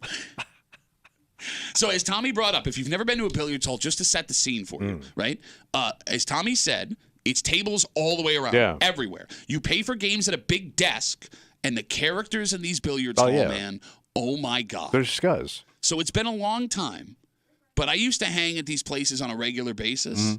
And the first weird thing, you brought up the one on Ridge in Greece. Yeah. That was one I would go to. Scuzzies. Irondequoit is like the pool hall capital of Rochester. It was, yeah. So back like 15, 20 years ago, I think there were 3 full pool halls at Irondequoit, and they were all down the street from each other. Yeah. Is there a reason why Irondequoit had... Probably owned by the same guy. Okay. But you don't need that many pool halls because, like, we would go to one and it would be full, and we would just like drive half a mile down the street, and then there's tables at this place. But there was always such an arrogance about the guys that hung at pool halls. What do you mean? They didn't know how sad they looked. They thought they were like on top of it. Well, were they cool at one point and then it got sad, or they were just never cool? You grew up and realized, oh, that's sad. Like the guys that are just like always. But there you at the thought pool they hall. were cool at some point. Oh yeah. Okay, so like let's break that down. The best part of the pool hall were the folks, like you said, that were inside. There's a subculture of pool people. Same people that kind of hang out at like horse tracks. So you had the riffraff. Those were the folks just looking to cause trouble. They weren't really pool people. You had the pool pros, and those were folks that they brought their own custom cues, right? They had polo shirts. Remember they had them in those sleeves and everything? They put them together. And then you had the folks that were the cut above all of those people. There was a place in Irondequoit we went to when I was younger, and there was this one dude that was there literally every time I went, and he was right out of Central Casting. Yeah. He was a skinny Asian guy, maybe in his 50s. He always wore a suit and tie, and it looked like businessman chic from the 1980s. Like, he looked like a Wall Street broker. And this was in 2000. He's a straight-up hustler. Yeah, but 2005. Yeah. He had an eye patch and long hair. No. And that dude could play pool. Yeah, he was hustling pool. And I never spoke. No, I'm just the way you're describing him. He had an eye patch. Yeah. Eye patch, suit and tie. And I know if you went to these places, you know this guy. You have seen this guy before. And if he's still alive, I want to talk to him because I was always afraid to talk to him when I was a kid. It was too intimidating. But I found him fascinating. Oh, and I would catch myself. Well, who else looks like that in Irondequoit? But Tommy is like a 21, 22-year-old kid, 18, 19. I would catch myself staring at him, watching him do his thing. And he was just so confident. Yeah. Right? Like, I almost wanted to be the one-eyed, skinny, long-haired Asian man in an 80s suit. Is that weird? Yeah. It was cool to me. Yeah. But I guess, like, it's, times change. Like, I would think, like, somebody your daughter's age would find it boring. But I don't know. It was like a bunch of old farts playing this dumb game. Some of that retro stuff comes back around again, though. Like, look at things like bowling or like all these places that are opening up that have all the old school like arcade games and pinball and stuff like that. I mean, she's right. I don't know. Maybe like there all of a sudden is this resurgence and interest of pool. There was also, like, when you went to the billiards hall, this seedy vibe that made you feel like you were in danger even though you weren't in danger. Yeah. Like, there was always a set of long stairs you had to go down. The place was dark. There was neon signs everywhere. And they would sell you beer you'd never heard of in cans. Yeah. And here's the thing. Like, and it was full of smoke. Well, see, this was after smoking was illegal okay. indoors for me, so I didn't get that. But it wasn't just a dude thing. You keep bringing up dudes. There were always women in these billiards halls. Yeah, but and younger women, like girls my age. Yeah, but those girls got into trouble. But I'm getting into trouble too. I mean, they were, broken home. Hello. You weren't from a broken home till late. Later late broken home. Doesn't count. Oh, my God. You were almost in half-ass college. 252 WCMF 252-9263. Let's talk to Frank. Hey, Frank, what's up, buddy? Hey, there was a fella named Irving Crane, and Irving Crane was one of the best pool players in the world, and he was from Rochester, Okay, New York. shut up, because I hear this all the time from you old bazooks. It's possible. This is what they all do. Best guy ever in pool lived down the street from me. Can we Google it? Irving on Crane. Cherry Lane. Irving Crane, he's from Rochester, and he used to be Number one. the same kind of years that Irving Moscone was playing pool, and Fats, whatever the hell his last name was, I forget. But Irving Crane was from Rochester, and he always wore a suit, always wore a tuxedo, and he was one of the best pool players in the world. Okay, I can confirm. Okay, so Irving Crane, he was born in Livonia but died here in Rochester. He was a world champion 6 times. Ah, stupid! Look at you. He's buried in Mount Holmes Cemetery. Damn. Yeah. All right, so Frank, you were a pool guy back in the day? No. I was never a pool player. He was into Irving's. I remember Irving Crane. No, I was no. But I remember Irving Crane from years ago. He was a really good pool player. So all right, I just thought I'd add that. I thought I'd add a little bit of class. Thank you, Frank. That's if there's one thing we need, it's class. Buddy. Frank, have a good rest of the day. Look at that, huh? Constantly call you a liar. It is amazing that when it comes to bowling and pool and darts, like Rochester has multiple world champions. Yeah, they do. We were really good at sports that don't matter. That don't pay, yeah. 252 WCMF. So we're asking if pool is going away. You think it is. Yeah. Skyler's here to say maybe not, buddy. Okay. He's on CMF. Hey, Skyler, what's up, bud? Morning, folks. Out here in the country, we play a lot of pool. There's not a heck of a lot of other stuff to do in the winter, but I run a pool tournament every year at the local vets club, and you can go there pretty much any night of the week, and there's people playing pool in the back, just like you guys say. What's the average age of this tournament? Of the tournament? Oh, it goes all from 20s to guys in their 50s, 60s. See? You got 120-year-old. No, he said 20s. You go, what? I love how you're making up a story in your head that Skyler is describing to you. No, but it's got to be a bunch of old dudes. No, it's not. The local vets club is during the daytime. It's full of all the old dudes, and they don't play any pool. But on the weekends, it's all kids in their 20s that are playing pool all night long. I'm telling you, man. I'm guessing it hasn't died. It's just that people chilled out. I'm telling you, right. Skyler. Thanks for the call, buddy. Good to talk to you. Yeah, I love the show, boys. Love you too, Skyler. There goes Skyler. Man, now I'm reminiscent. I want to go back and play pool. You should get a pool table. No, I can't afford a pool table. Those Yeah, things cost you a get fortune. You can get a pool. The Where am I thing gonna about put the it? pool table and what I've realized when we were looking at homes is once you get one, it stays there forever. Yeah, I don't even know like how I you get it in buy my a house. house with a pool table, you sell a house with a pool table. So it my does brother not had move. one. So my Yeah. brother had a really nice one in his house in Cape Cod. He even had those chairs, those pool hall chairs. Oh, yeah. You know, you can hold your stick and you're higher up so you can see the action and stuff. He left it all there. Yeah. Because it was too much money to get the damn thing out. And like, here's the thing. I know I would buy. I got no one in my house to play with. Who am I You going play to by yourself. Yeah, you can play by yourself. Introduce your daughters to the game. Yeah, I don't want to teach my daughters to be pool hustlers I don't after know, what that's you a just said about women in billiards halls. Kind of a fun skill to have, just break out of nowhere when nobody's But you expecting have to break it out when there's a pool table. Yeah. And a Put 'em just- bar. yeah. I don't Yeah. want my daughter like lay down at 20 and like hustle guys out of pool. By the way, oh God, no. What? We did comedy for a living. Allegedly. I was on the road with this comic. It was outside of Grand Rapids, Michigan. Yeah. And he thought he was a big pool hustler too. So he went in to try and hustle a guy. We went to a billiards hall. Yeah. And he was going to hustle this guy. He got hustled while trying to hustle this Oh, dude. sure. Yeah. And he broke a bottle, and I thought he was going to stab him. My No buddy, kidding. or the buddy guy I knew. And it was like, whoa, Yeah. hey, Fun yo, sport. God. Let's take one more call. We got Murderers Row of break room regulars here. All right. Well, because we heard from Frank about one of the best pool players in the world living in Rochester. Skyler keeping that pool, He's the king. alive. Ben's got the last word on CMF. Hey, Ben, what's up, buddy? Not much. How you guys doing? Good, man. Good. What's up? Good to hear from you. it's no surprise. I listen to Joe Rogan's podcast a lot, and he's super into pool. So he tells stories about it all the time. And I would assume this fight was probably caused over like some gambling or something. You know, Thanks for cracking that code. Hey, can you mention other shows other than ours right now that maybe people could possibly turn into? I wonder what he's doing right now. I'm at work, actually. Not you, you idiot. Go on, Ben. Oh, sorry. It's still early. Oh, no. So you called us, man. We didn't wake you up. Do you play pool, Ben? Yeah, do you you did. No. Do you play pool? I mean, I enjoy it. I'm not like super into it. Well, I'm surprised you still play pool. Well, you know, he got that horrible injury. That's what I mean. You know, he was trying to rack. He was trying to rack the ball. Yeah, You know? yeah. He goes, that was his turn. You know, so he pulls it out. And he says, "8 ball just bit me in the mouth. It hurts. I don't like this game anymore. I'm gonna go listen to Joe Rogan has to say about it. Maybe buy one of his T-shirts." Ben, great call, buddy. Thank you. That was a great call. All right, have a good. Yeah, there goes Ben. Maybe it was over gambling, guys. I hope it was, and I hope they weren't even playing pool. I hope he just grabbed a pool cue and hit a guy with it if the allegations are randomly. true. All right, let's take a break.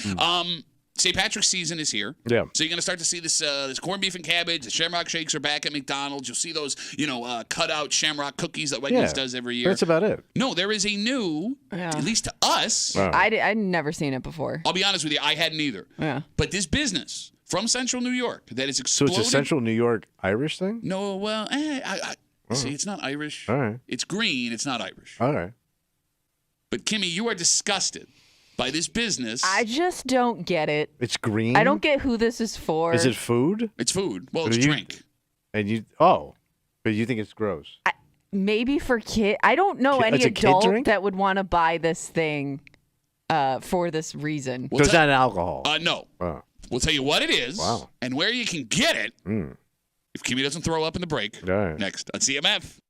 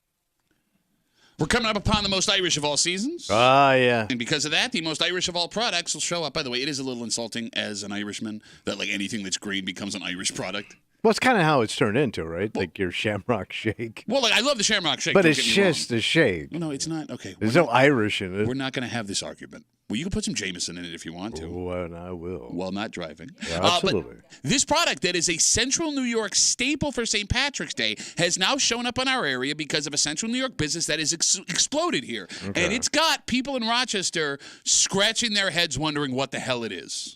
All right, I'm ready. You're hanging out in the break room, Rochester's Classic Rock 96.5 WCMF. Green milk has made its appearance in Rochester for St. Patrick's Day. It's like you're drinking a cup of pus. That's gross. I wasn't thinking that, but sure. Ugh. Green milk? So this is Gross. decades old in Syracuse. Not the milk itself, you idiot. The idea of green milk. So they've always sold the green milk around this For time. the holiday? Yes, Burn Dairy. Yeah. Which is located in Central New York. Yeah, but they're around here too. Well, their gas stations and convenience stores have blown up in the last 2 years in our area. They're just opening, it seems like a new one every week. Burn Dairy has sold this green milk forever. It's mint, tinted green. Oh, Wait, so it's flavored milk. Mint milk. Man, that is even worse. Milk. Mint milk? What do you put it with? Like, you wouldn't put it in, I guess you'd put it in your coffee? Yeah, well, I mean, how is that different than like a mint creamer? I guess. Right? I mean, yeah. But would you drink it straight up, like a cup of mint milk? Apparently people do. So, like, folks in the Syracuse, Skinny Atlas, like where Burn Dairy started, Something that they probably grew up with. they maybe. love it. Like, Yeah. they go crazy for it. And folks recently started noticing it in convenience stores and the Burn Dairy stores here in Rochester, and they couldn't figure it out. News 8 did a story on it last night saying this is like a regional delicacy just east of us. Because I guess I could see this, like if you have kids, it's fun to get like green milk. But I don't know, could you get your kids to drink mint flavored milk? I think my kids would. Because I remember as a kid, I think it was like Lucky Charms or something. They advertised this time of year, it'll turn your cereal or your milk green, like fun stuff like that. But as an adult, I just don't see the draw of buying green milk. No. Just the look of it. Ugh. Okay, so with that being said, I guess our tease tipped off a whole bunch of people as to what we were going to actually talk about. They hit it. At Vex Patriarch writes us, as an expat Rochesterian living in Syracuse, I can vouch for it. I was skeptical at first, but it's a lot like a Shamrock Shake, just milkier. Yeah. Yeah, But with I the like milk. The Shamrock Shake idea is more like it's like a different It's consistency. a shake. It's almost like it's ice like, cream, basically. Mint ice cream, which I guess people like that. I guess I it's love not it. I too live for the different. Shamrock Shake, so maybe I would be into the But green. that's what the Shamrock. What's in the Shamrock Shake? It's ice cream. It's cream. It's like It's milkshake. But it's so it has chocolate in it too, right? No, it's got whipped cream on top and a cherry. Yeah, it's vanilla. Yeah, I think. well, vanilla and mint. Oh, I thought it was that chocolate chip mint ice cream. Nope. Oh, because that also is gross. Shut up, you know what? bitch! Oh. Shut up! It's nasty. Get out of my effing face! I don't get the thrill of mint. The thrill of mint. It's like medicine. You don't chew gum? No. What? Are you a human being? Are you a man? You gotta be a man! Who chews gum at my age? I'd lose half my fillings. When was the last time you drank a glass of milk in general? Like just a glass of milk. Yeah. I don't even remember. I only Me put milk either. in coffee. That's it. Like to sit down and have a cup of milk. I cannot remember the last And time I a had a cup of milk. cookie. But now that we're getting all these It's positive like I'm at a reviews, nursing home. Yeah, we almost. Now that we're getting all these positive reviews, I might go buy this green milk. Just to try it? Well, What I are mean, you gonna have with it? Because you can't just sit and drink a glass of milk. Yeah, like it's a got to be cookie or a paired. piece of It's cake? definitely a dessert beverage. And 'Cause the you're mint not would drinking that ruin- with dinner. But the mint would ruin the other stuff you're eating because mint Yeah. is so strong. I got it. Oh, yeah. I got Girl Scout cookies at home. I got Thin Mints. I'll have Thin Mints with the mint milk. That's like double mint. I like But mint. that's just about the only thing that pairs with it. Right. Sure, well, you could just have chocolate and Yeah. mint. You could have cinnamon and mint. No. Yeah. Cinnamon and mint Cinnamon. is a thing? Cinnamon. Cinnamon. I had a nice glass of cinnamon. 252 WCMF. We're talking about Burn Dairy's green milk. And yes, I understand that Burn Dairy has sold it in some places in Rochester. People are I never heard yelling of at it. me. I've lived here forever. Never heard of this. It's gotten more prominent because of the Burn Dairy convenience stores that have blown up. Folks are now wondering what the hell this is. Let's talk to Walter. Hey, Walter. What's up, buddy? Hey, not much, guys. How you doing? Good, Walter. What do you got? Yeah, I live in Syracuse, and I've bought green milk before on St. Patrick's Day, and I like it. Wait, do you drink it like while you're driving? No, I don't drink when I'm driving. All right. He's not okay, so Walter, were you skeptical at first, or did you go in with a positive green milk attitude? Well, I was skeptical at first, but then once I had it, I liked it. And but I tell you one thing though, first time I had it, I took a dump one time and it made my dump look green. All right. That seems like something you shouldn't consume. Green dumps. Fine. No, there's vegetables and fruit that change the color of your dumps. So this is something that you look forward to every year. Like you'll go buy it every time it comes out. Yeah, his green dumps. He looks forward to. Well, Walter, that's a mighty fine green dump you got there, laddie. All right, guys, have a good one. Bye, Walter immediately dumps are smiling. He dumps a dump story in our lap and leaves. Yeah, like he got embarrassed. I think I'm sharing too much about my dumps, guys. I mean, look, if you want to be festive for the St. Patrick's Day season, why would you not go get a little bit of it? Also comes in a glass bottle, which is classy. If you could buy like a small I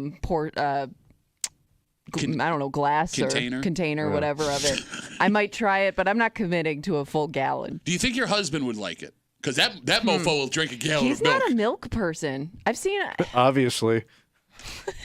that dairy's dried up. I've never been more disturbed. It's called burned out dairy.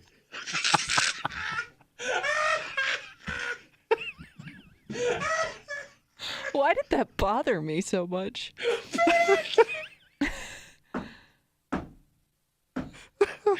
I'm going home.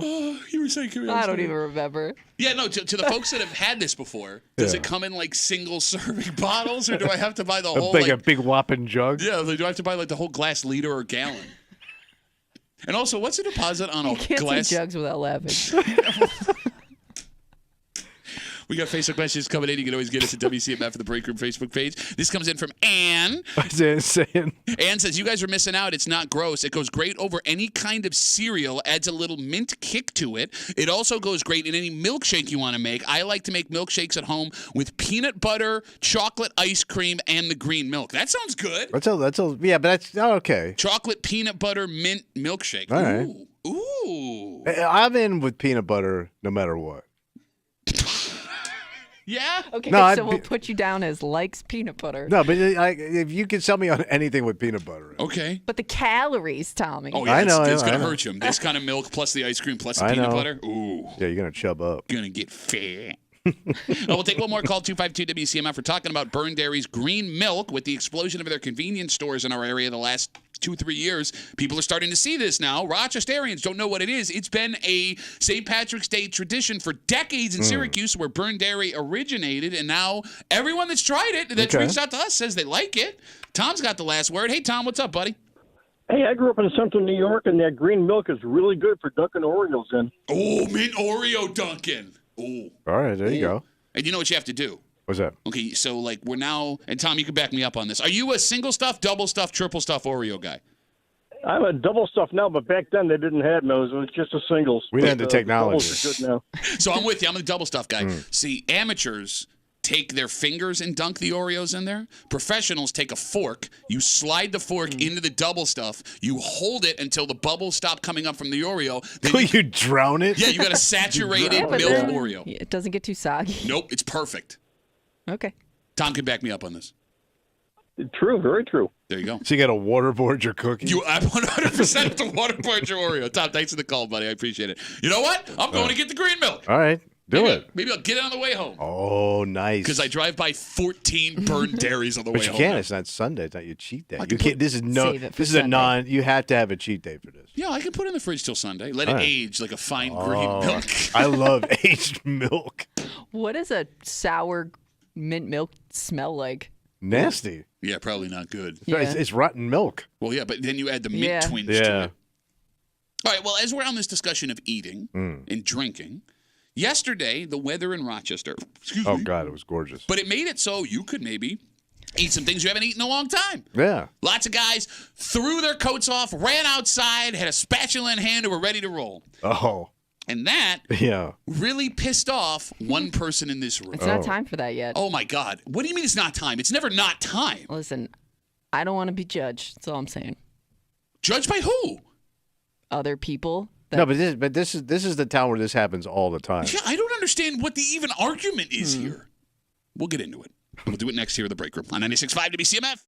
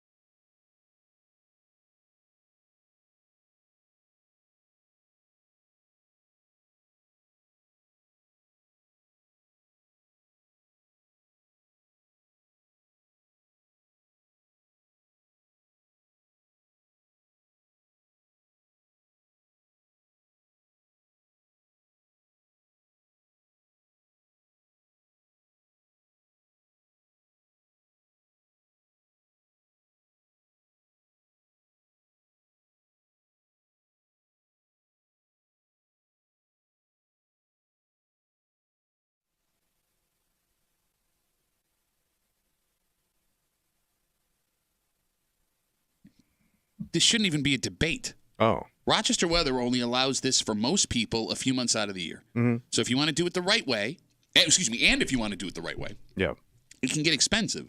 So when you have a gem of a day like yesterday pop up, you need to strike and take advantage. Yeah, step. Yeah. You're hanging out in the break room. Rochester's Classic Rock 96.5. WCMF. We'll jump right into it. 50-degree temperatures yesterday. Oh, yeah. Beautiful day. Sunny, too. Yep. Depending on where you are, despite the rain, we could hit 50 again today. So people were outside. They were walking. They were biking. Oh, yeah. And they were grilling, right, Kimmy? Well, at least one house was. Okay. So what happened at your house yesterday that has you so upset? Oh, my husband was like, oh, it's 50 degrees. Time to break out the grill. And he's got the new high-end hipster grill. Blackstone.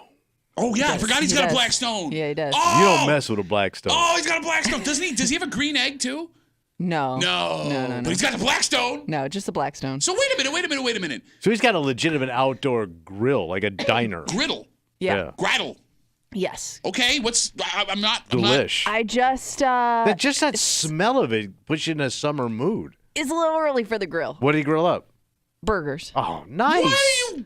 I just wasn't ready for the grill yet. What do you mean not ready? I don't understand this. Well, first of all, Who turns down a hamburger it's at the 50 grill? degrees, but like around 6:30, like it's cooling off a little bit. Yeah, but so you go all that inside and stuff, eat your burger. All the stuff on the grill gets cold easily because there's some stuff you take off while you're cooking Are the you other serious stuff. right now? Oh, you are. I just think it's too early to break out the grill. Okay, the phone number. Especially when I got a high-end grill.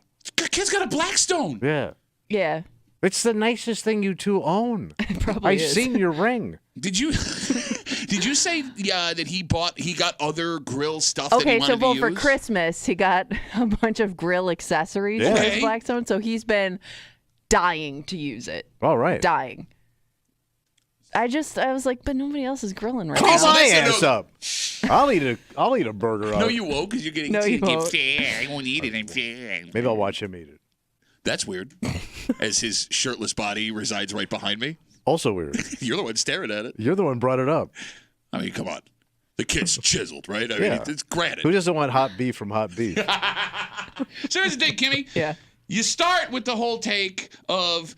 Too early for grill season. Well, you said it gets cold too early. Yeah. But then you also said coming into the break you felt judged. And I feel like that's the real problem. A couple things. I mean, I was, because you said it's nice out, people outside. I thought I'd see a lot more people out grilling. Okay. We're the only ones outside in general, let alone cooking those dinner other people outside. are lame, man. Yeah, what's the problem? I don't. Did you see anybody grilling yesterday? I wasn't outside. My family's not here, so I didn't leave my house. So there's just that smell of somebody cooking something puts me in the mood. Right? If I just smell somebody got a steak or a hot dog or something on the grill, man, it just gets you ready for summer. 100%. I think that's part of it too, though, because I know summer's still so far away and like nice weather's still so far away that it's just such a tease. So like I don't even want to think about the smell and getting used to grilling when I know we won't be able to do it again for another 3 months. No, because we're getting into that roller coaster grilling season where you're going to get a couple of pops of like 60, diddling 70 days where you could slide out the grill for a little bit and do a little action. So you would bring out the grill now? Oh yeah. I don't even believe you because Well, you you're like put it away. True. Yeah, You but put he your also- pillows away.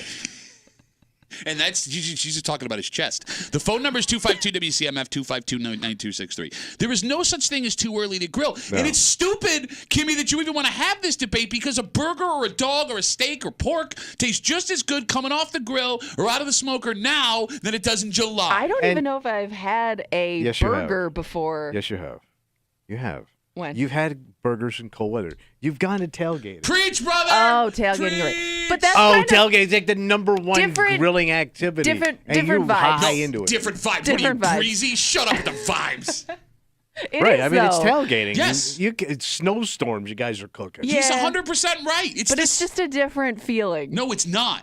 I would make the argument that grilled meat tastes better in the wintertime than it does in the Well, summer. it's a treat. It's way more satisfying. Because you haven't had it in a while. Thank you. You're popping your meat sherry. And there's something about that grill flavor while like the wind or like the chill is around your face that it's just like, because it makes it taste warmer and fresher. Yeah. You know what I'm saying? Give me a winter dog. No, it gets cold. Shut up. You literally have to have it right off the grill. Oh, Yes. no. But most people don't. Yes, they set do. it aside. Everybody grill, bun, eat. Who lingers? Shut up, non-burger eating little bitch.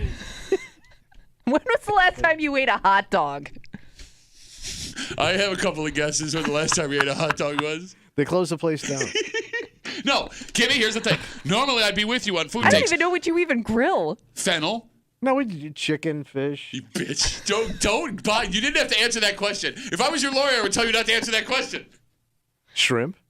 Grilled shrimp. I do grilled shrimp. I do grilled shrimp. Fish. What a bitch. I grill my fish. You know, I like that swordfish. I like. What?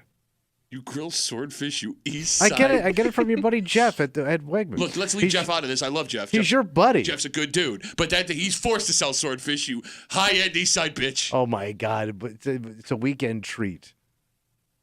Look, Kimmy, normally, Yeah. if Tommy was on my side with a food take, I would agree with you that your take was right. But that's how wrong you are. Even Tommy, with his bitch-ass eating, is better here than you when it comes to the take. Take it another. You take it a 60-degree day next week. You're breaking out your grill. Yeah. Well, if my family's home, yeah. Yeah. Yeah, but your husband, this is like one of his new things. It is. It definitely is. And he stepped up. He didn't chintz out. No. You got to use that thing, man. Every time I see that Blackstone ad, I'm jealous. I know. I want one so bad. They make it look so goddamn good. So bad. And You look like the greatest dad ever in the summertime when you're grilling up all that. You can grill breakfast on that thing. Like, all of the things that I want now in my life revolve around things I can cook in my backyard. And it's fun. I'm waiting for the breakfast thing. I know there You will gotta be a do day it. when he does the breakfast. St. Patrick's Day. That's one of the sales. That you're right, because everybody gets their breakfast on early. Like, they show that ad. It's like an acre of bacon on that thing. It's called an acre. And then he scoops that up, cracks all them eggs. He's doing all this stuff. Then he's got he's cooking up the buns over here on the side. I go, that is like, it's like your own diner. Bro, I'm with you. Like, I would be so fat. I would need dialysis while I'm cooking. 252 WCMF. Yesterday, beautiful day. Bless you, Kimmy. People were out grilling. Kimmy's husband wanted to grill with his Blackstone that he got. He got more accessories for Christmas. He wanted to try. And Kimmy is, I don't like it. I didn't say I didn't like it. No, I you just thought did. You've maybe been we bitching. wait. I was like, maybe we wait to break it out and roll it across the yard. Wait for what? We're all going to die soon. Yeah. We're all dying. Every day you're up, you're dying, Kimmy. Grill all you can. Put that on a T-shirt. There you go. 252 WCMF 252-9263. And here's what pisses me off. I thought the majority of people in Rochester are people like Pete, who's on CMF. Hey, Petey, what's up, buddy? We do it. We grill all year round. I mean, I can't do a hamburger or a hot dog or a steak on a flat top or something on the stovetop. It just never tastes the same as a good grill. True. Amen. Amen. The only thing that comes somewhat close, iron skillet burger. But that's a lot of work. Yeah. And that skillet weighs 1,000 pounds. I'm not the smash burger. It's just nothing beats having something cooked on the grill. I'm with you. I'm with Flavor, you, the juice.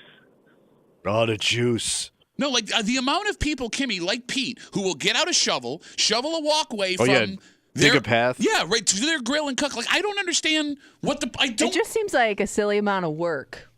Well, what we do, because we have a big overhead door in the back of our garage, I just put it right outside that, so all I have to do is open the door and cook. Nice. I don't have to shovel any snow. Like I a don't have to do millionaire. Look, my house is almost on fire. Check me out. Petey, thanks for the call, buddy. Have a good rest of the day. We got tweets coming in. You can always tweet us at WCMF Break Room. I got a ton of dudes writing that they're all year-round grillers. We got more tweets. Normally, I'm on Team Kimmy, but in this case, she's so wrong. It's grilling season year-round. Yeah. How are you so Maybe wrong? I'm in the wrong here, No, but I you're- just It's like I've golfers, never man. seen like grills in the winter. It's like a golfer. Like, they're dying to get their sticks out. Even when the weather breaks, they'll run out there in the middle of winter if they get a couple of days. I get it. You're dying to do this. 100%. The other big reason for pro year-round grilling, food selection. Tommy, Okay. there comes a point every winter where you are sick of the standard winter fare in Rochester. Yeah. Crock pot stuff, easily boiled spaghetti and sauce, casseroles, everything you need to use your oven for. Right. It's the same old stuff over and over. And the grill out in the winter is like an oasis in a desert of snow. Yeah, it's like you're living in Florida. Yeah.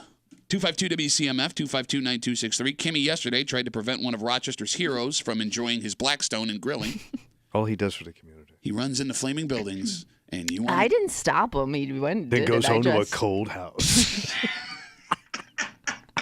Let's talk to Ryan. Ryan, you're on CMF. What's up, buddy? Hey guys, good morning.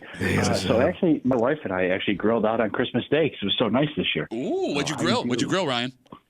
We had some nice steaks for Christmas this year. Where'd you buy them from the perv store? The perv store? Yeah, You just called. They're running out of you. It's a nice steaks with my wife. It was Yeah, juicy. so I have to highly disagree with one of the most intelligent people in that room there. That you just never too. I'm being Barely too schooled grown. right now. Oh, look at he's polite to you, so you don't want to yell back at him. Yeah, she gave me come to my house for some steaks with me and my wife.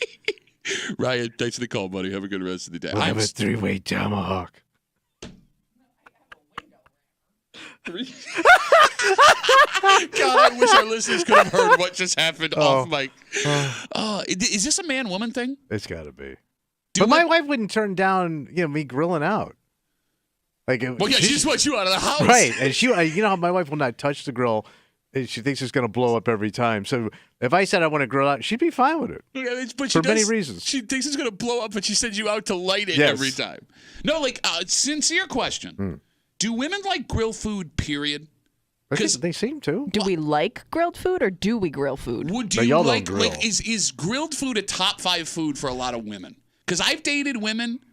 Yeah. I've never dated a woman that's excited about grilling. Yeah. I was I- excited. And even my wife, she never begs me to go out in the summertime and grill. Like No, it's usually you make that call, right? yeah, like she's never like, ooh, can we please grill tonight? But you're always grilling something fun. It's fun food. Yeah, but my wife's not like a big like me fun. Yeah, like grill swordfish. You're such a bitch. Have you had it? No. So you mocking things you don't know. Did you just say that? You mock things you don't know. How dare you mock things you That's don't the sign know? of an idiot. I'll tell you that. You know, we've never been invited over for swordfish steaks. Are you going to come over? Yeah, you gonna make a swordfish? You know what? I'm going to do it this summer. You're all invited. My ass. You've been invited to my house multiple times. I go to your house every time. I I'm think it's invited. someplace we haven't been, buddy. Oh, don't flip the script. We It's haven't a had swordfish. we haven't had no Blackstone meat. Yeah, wait a minute. Now I'm even more pissed. You got a new house that you've been in for 3 years we've Yeah. never been to. Your husband's got a He's mother a master effing... chef. He's got a mother effing Blackstone. All right, Yeah. well, maybe this summer. You can come over. No, screw you. Yeah, I Fine, don't then want it. don't. Oh. Maybe Pat and I will get our own. Yeah, you want to go halvesies on a Blackstone? Yeah, absolutely. Well, I'm going to be the only one that uses it, you bitch. Well, it's going to work out nice for you. It's going to taste like swordfish. Your fishy Blackstone. How much is a Blackstone? It ranges. Bro, You they can got- we they have got- a pretty simple one. But they also got the high end. Okay, but like what? Okay, if I wanted to get into the Blackstone game, Well, you need a decent one. I bet you it's 400. that sounds low. No, that's where it starts, I think. Oh, no, you're right. Okay. Pro Series, though. Look at that. Oh, you can buy accessories like an awning for over your Blackstone? Oh, bro, everyone in my backyard would be so jealous. There's a Blackstone awning. Look at this. It's You got- 25. No, I'm looking at Yeah. it. Yeah. It looks like a horse stable. It's $2,500 at Walmart right now. Wait, the awning is? Yes. Oh, it's like a full It's huge. awning. Yeah, like goes all the way out. It's Like like a room. But oh the- my but- God, I want it. But I want Blackstone makes it? Yeah. Because you could buy one cheaper and just call it a... Right. You could just buy an awning. Just the same. So it's like, it's all right. So it's got the logo on it. Right. It looks like one of those like stalls you see at like county fairs. Yeah, right. But the back opens up so you could like wheel the grill in and out, and it looks like it's got like a bar on each side. I need this, Bro. Bro. Then you're done. $2,500. Yeah, my wife's gonna go for that. No. Hey, honey, I need to buy a $1,000 grill and a $2,500 house for my $1,000 grill. That's a good investment, though, right? Blackstone's a good investment. Of course it is. How long have they been around? Do they last? I've only seen the good ads for like question. the last couple of years. Let's see. Because like if it lasts, maybe I could sell my wife on me getting a Blackstone this. Here's the best part. What? Made in America. On American soul. Wait, it's not made on foreign soil. You know, I don't even think they have this kind of technology overseas. Griddles. Like you can't, they don't have like outdoor grills like in Europe. They don't have flat tops in Asia, like where they make fried rice or like hibachi. Hibachi's different. Hibachi's like little grill. It's the biggest grill you've ever seen. It's like literally the size of a table. Hibachi? Yeah. No, they used to be small like No, that. you idiot! When you go to a hibachi restaurant. Oh, a hibachi restaurant. Oh, that hibachi. I'm talking about hibachis. So the Blackstone griddle's been around since 2008. So it's a fairly new company. Yeah, but that's what I mean. Like if And I you're go, supporting an American-made product. okay, sure, but like if I go invest all this money and it only lasts a couple years. I mean, 2008 was what? I can't do math. Yeah, but does the guy who bought 14 the years first ago? Blackstone still have it? No, but I mean, get on it, man. Is there like a knockoff Blackstone that's just as good as a Blackstone? Because that I would be interested in that. Why? Why not buy the original thing? Yeah. Because my wife is going to be. Go name, man. If you're worried about it lasting, I wouldn't get the knockoff. $429. 36. How big's your husband's? It's the smaller one. Oh. I mean, we're only cooking for us. Yeah, but he's like a lot. He's a lot of two. All right, listen. I need help, and this is strictly personal now. If you have a Blackstone, tweet at me at Duffy at WCMF. Find me on Instagram at Duffy at WCMF. Should I get the Blackstone? Oh, by the way, you got that Dr. Wad money. You got to step up. Do you know what? You got to go pro series. Do you know what student loan payments Oh, are for a God. doctor? Oh, here comes the arm again. Old man waved down. Shut up. London traveling. For the show? I driving. I drive. Daughters in hockey. Daughters in hockey. You know what you need it for? What's that? End of the year, like having all the kids over for hockey. Yeah, I think like for the end of the season party. So there's two things that Bro, can you're happen. like King Hockey Dad if you whip that out. King Hockey Dad. And y'all want to be King Hockey Dad. I don't want to be King Hockey. I want no part of King Hockey, Dad.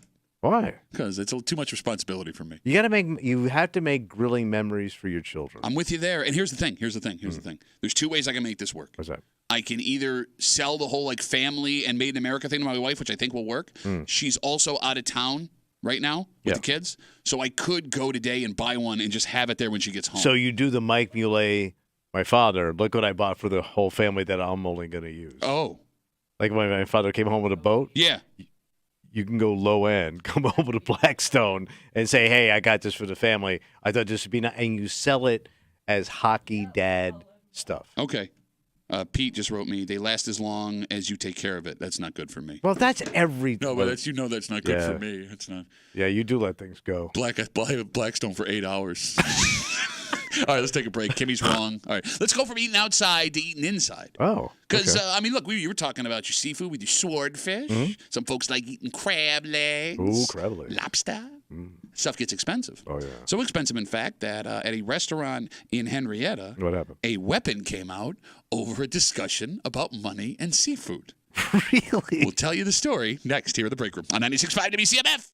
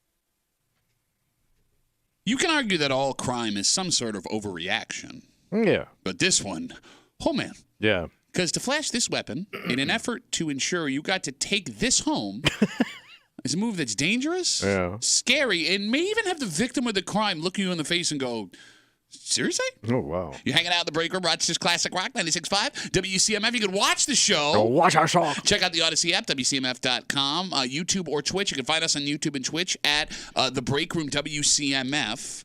You can actually help us out there, too, like we tell you every time. If you like, subscribe, it really helps us out. You know, we sit in these meetings with corporate folks out of town. And what do they say?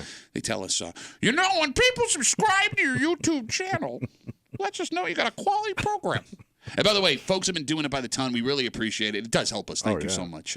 All of that brought to you by our good friends at Three Heads Brewing. Three Heads Brewing, quality beer. This story comes to us from Henrietta. More specifically, super juicy crab seafood on Jefferson Road. Oh, right. This happened on the Jeff? It happened on Jefferson Road. Yes, it did. What's it called? Super juicy? Super juicy crab seafood. I went for my nephew's birthday last year. Yeah. It's like they cook it like Louisiana style, Like in a bag. Oh, okay. It's good.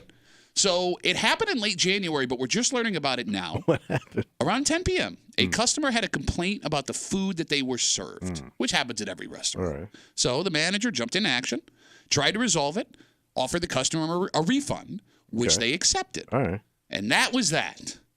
Or was it? Wait, they came back for more? Well, the customer accepted the refund, then decided they also wanted to take home the food they got the refund for. That they didn't like. Yes. Okay. I hate this food, but I'm taking this seafood home. You got it. All right. So according to the story, the customer who got the refund tried to leave with the food they bought. An employee confronted the customer while they were leaving. Because if you needed a refund, like you said, why are you taking it home? All right. Apparently, this man, according to the allegations, really wanted to take the food home. Because according to police, he took out a switchblade knife. So he pulled a knife on the employee. Yes. He allegedly menaced the employee with the knife while leaving. And then opened up some oysters. Got into a black SUV with 4 other guys and took off. Wait, this is like a group caper? Apparently, as far as we know, the crab leg criminal still at large. So were the other... So... Were they all eating together? It must have been like a party or like a party of 5. Yeah, I guess. Right? Or were they buying it to take... Oh, no, because he ate it. Yeah. He didn't like it. Yeah. Okay. How bad did you want those crab legs, man? Yeah, the ones you didn't like. Yeah.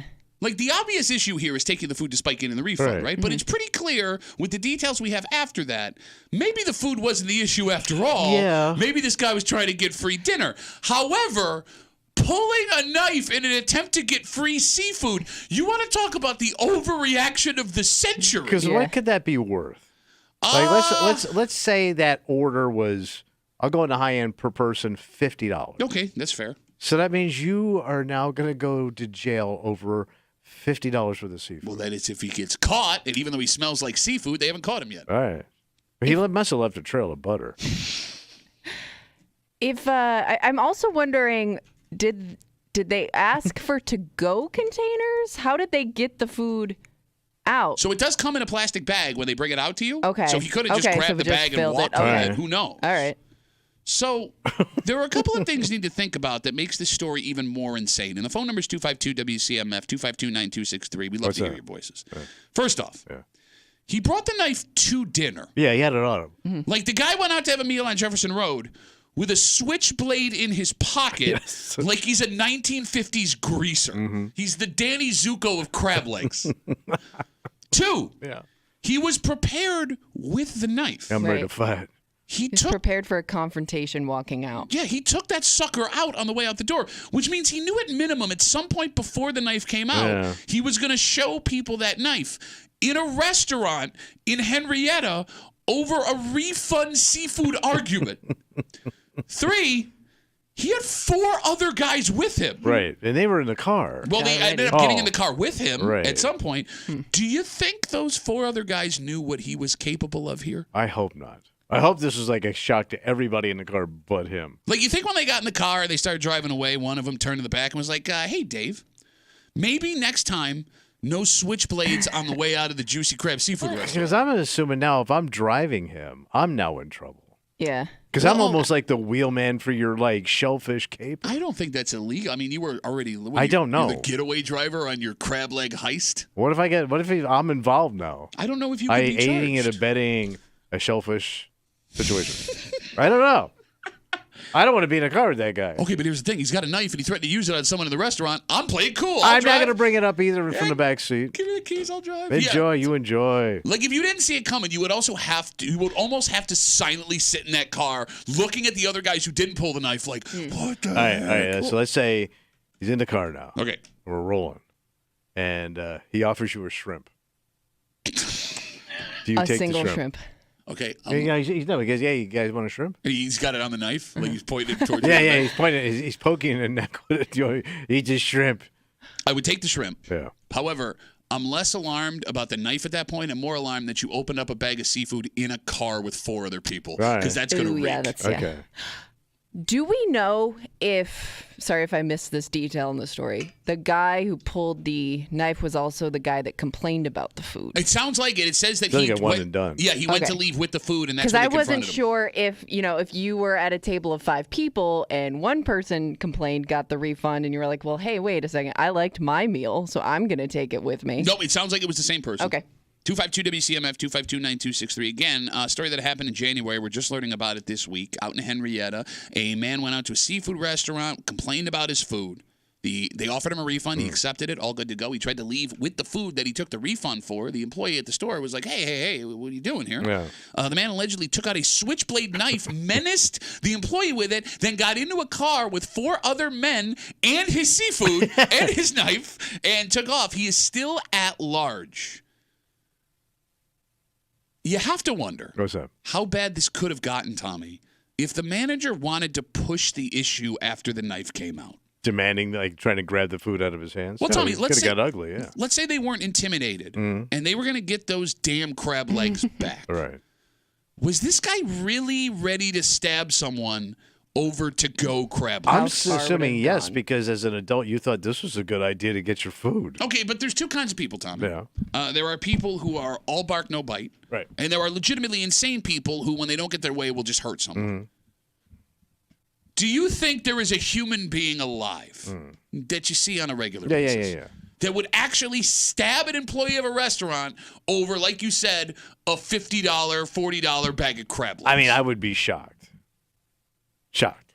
But once the knife is out, Yeah, you've made the decision. and you brought the knife, you didn't grab it off the table. Like, this is something you keep in rotation in your pocket. But I feel like in that moment, obviously the shock would be enough to make you run away. But now that we're sitting here having a logical discussion, I might call his bluff. You're going to stab me over crab legs. All right. Stab legs. Stab legs. Plus, he's got slippery hands if he's been eating the seafood. Oh, they're very test buttery, it? yes. You're going to test it. I don't think he's going to stab me. I think you're trying to scare me. I don't think you're going to stab me. Stupid thing to think. And you're right. In the moment, I would have cried like a bitch and run away and let him take the crab legs. But now that we're talking here, I don't think you got it in you, big man.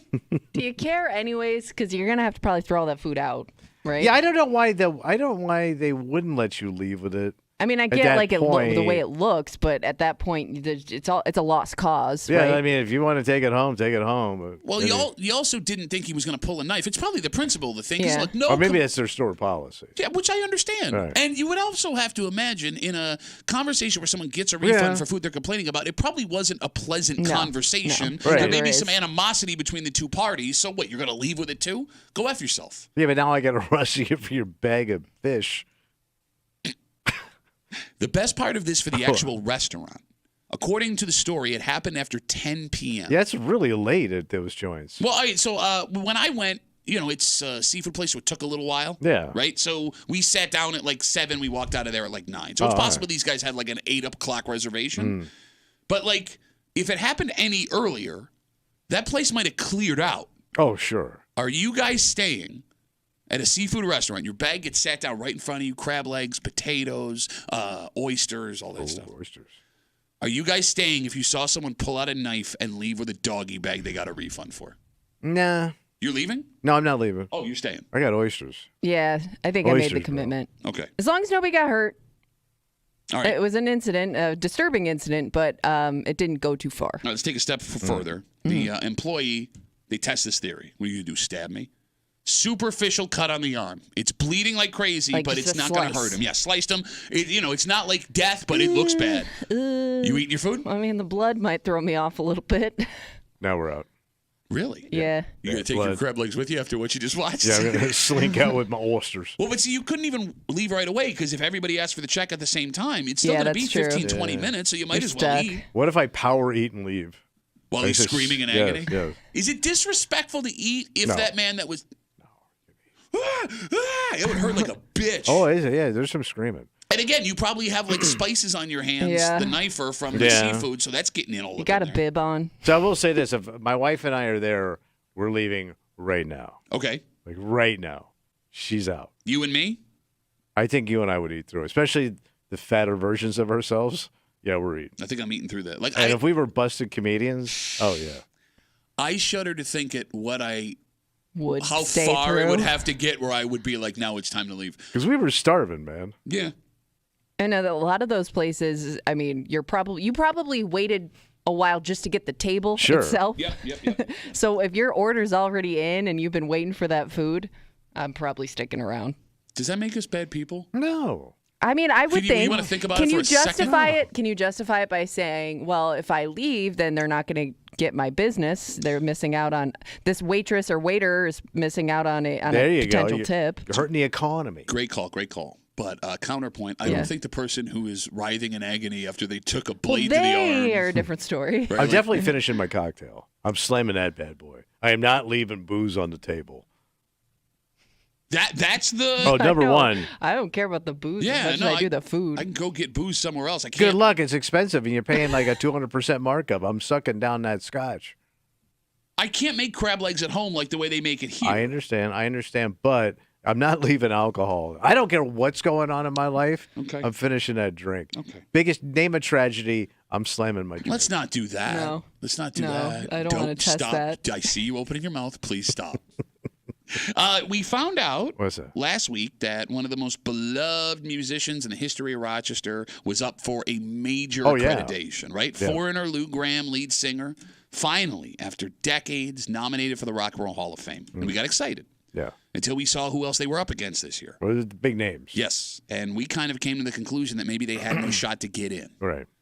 Well, the tides have changed a little. Oh, really? In fact, Foreigner has some very powerful people in the industry, household names. That are big fans of their work. Not only big fans of their work, have literally gone to bat for them to convince the hall Damn. that they need to get in. All right. And when you hear some of these names, I mean, like I'm just being a Rochester person, I have pride that these guys who I love are coming to bat for Lou Gramm. Where do you hear this, man? So it's a who's who. Oh, it's a who's who of rock and roll now. Damn. Okay, now see, here's that. Wow. I've already put it too high, and you're going to hear the names. No, you're gonna no, be like, We'll get into it next to the break room on 96.5 WCMF.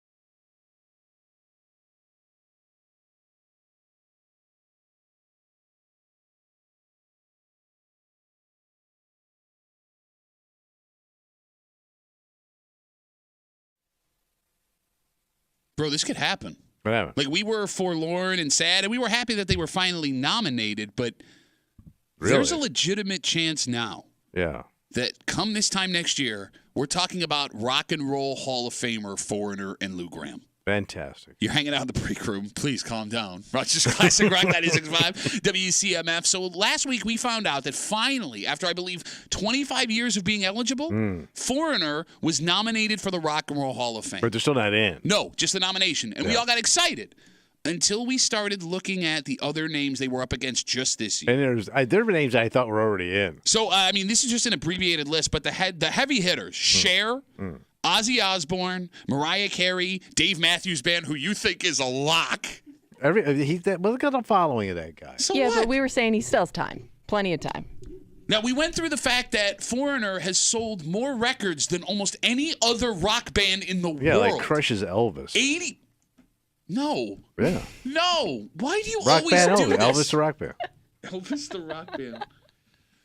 So we walked away from that discussion feeling sad because, Mick Jones is getting older, Lou Gramm is getting older. Sure. It wasn't going to be fair if they eventually got in and they weren't there to celebrate. Right. Well, something happened. You know who Mark Ronson is? No. He is a director. He is a multi-time Grammy winner. He writes songs. For example, he wrote the music for A Star Is Born, soundtrack for the Barbie movie. So he's a behind-the-scenes guy. Big deal. But he's a big name in the industry. Yes, he's an Oscar-winning, Grammy-winning producer and songwriter.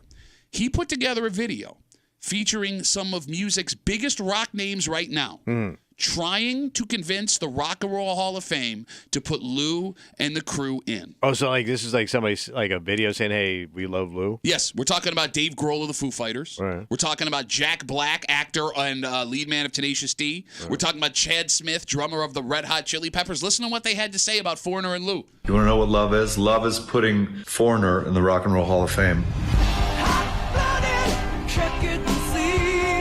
I've loved Foreigner since I got their debut record. Foreigner should absolutely be in the Rock and Roll Hall of Fame. Can't believe they're not in already. Oh my God. There's one drum riff that I have used in more than a few songs.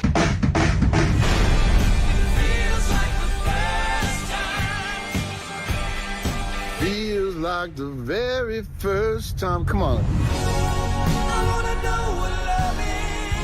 There's no way that I would be the record producer and the musician that I am today if it wasn't for Foreigner. I mean, that's pretty impressive. That's it. I mean, it's pretty impressive. Feels like the first time when I know, like you opened up the door. Jack Black. Hey, Rock and Roll Hall of Fame, open the door.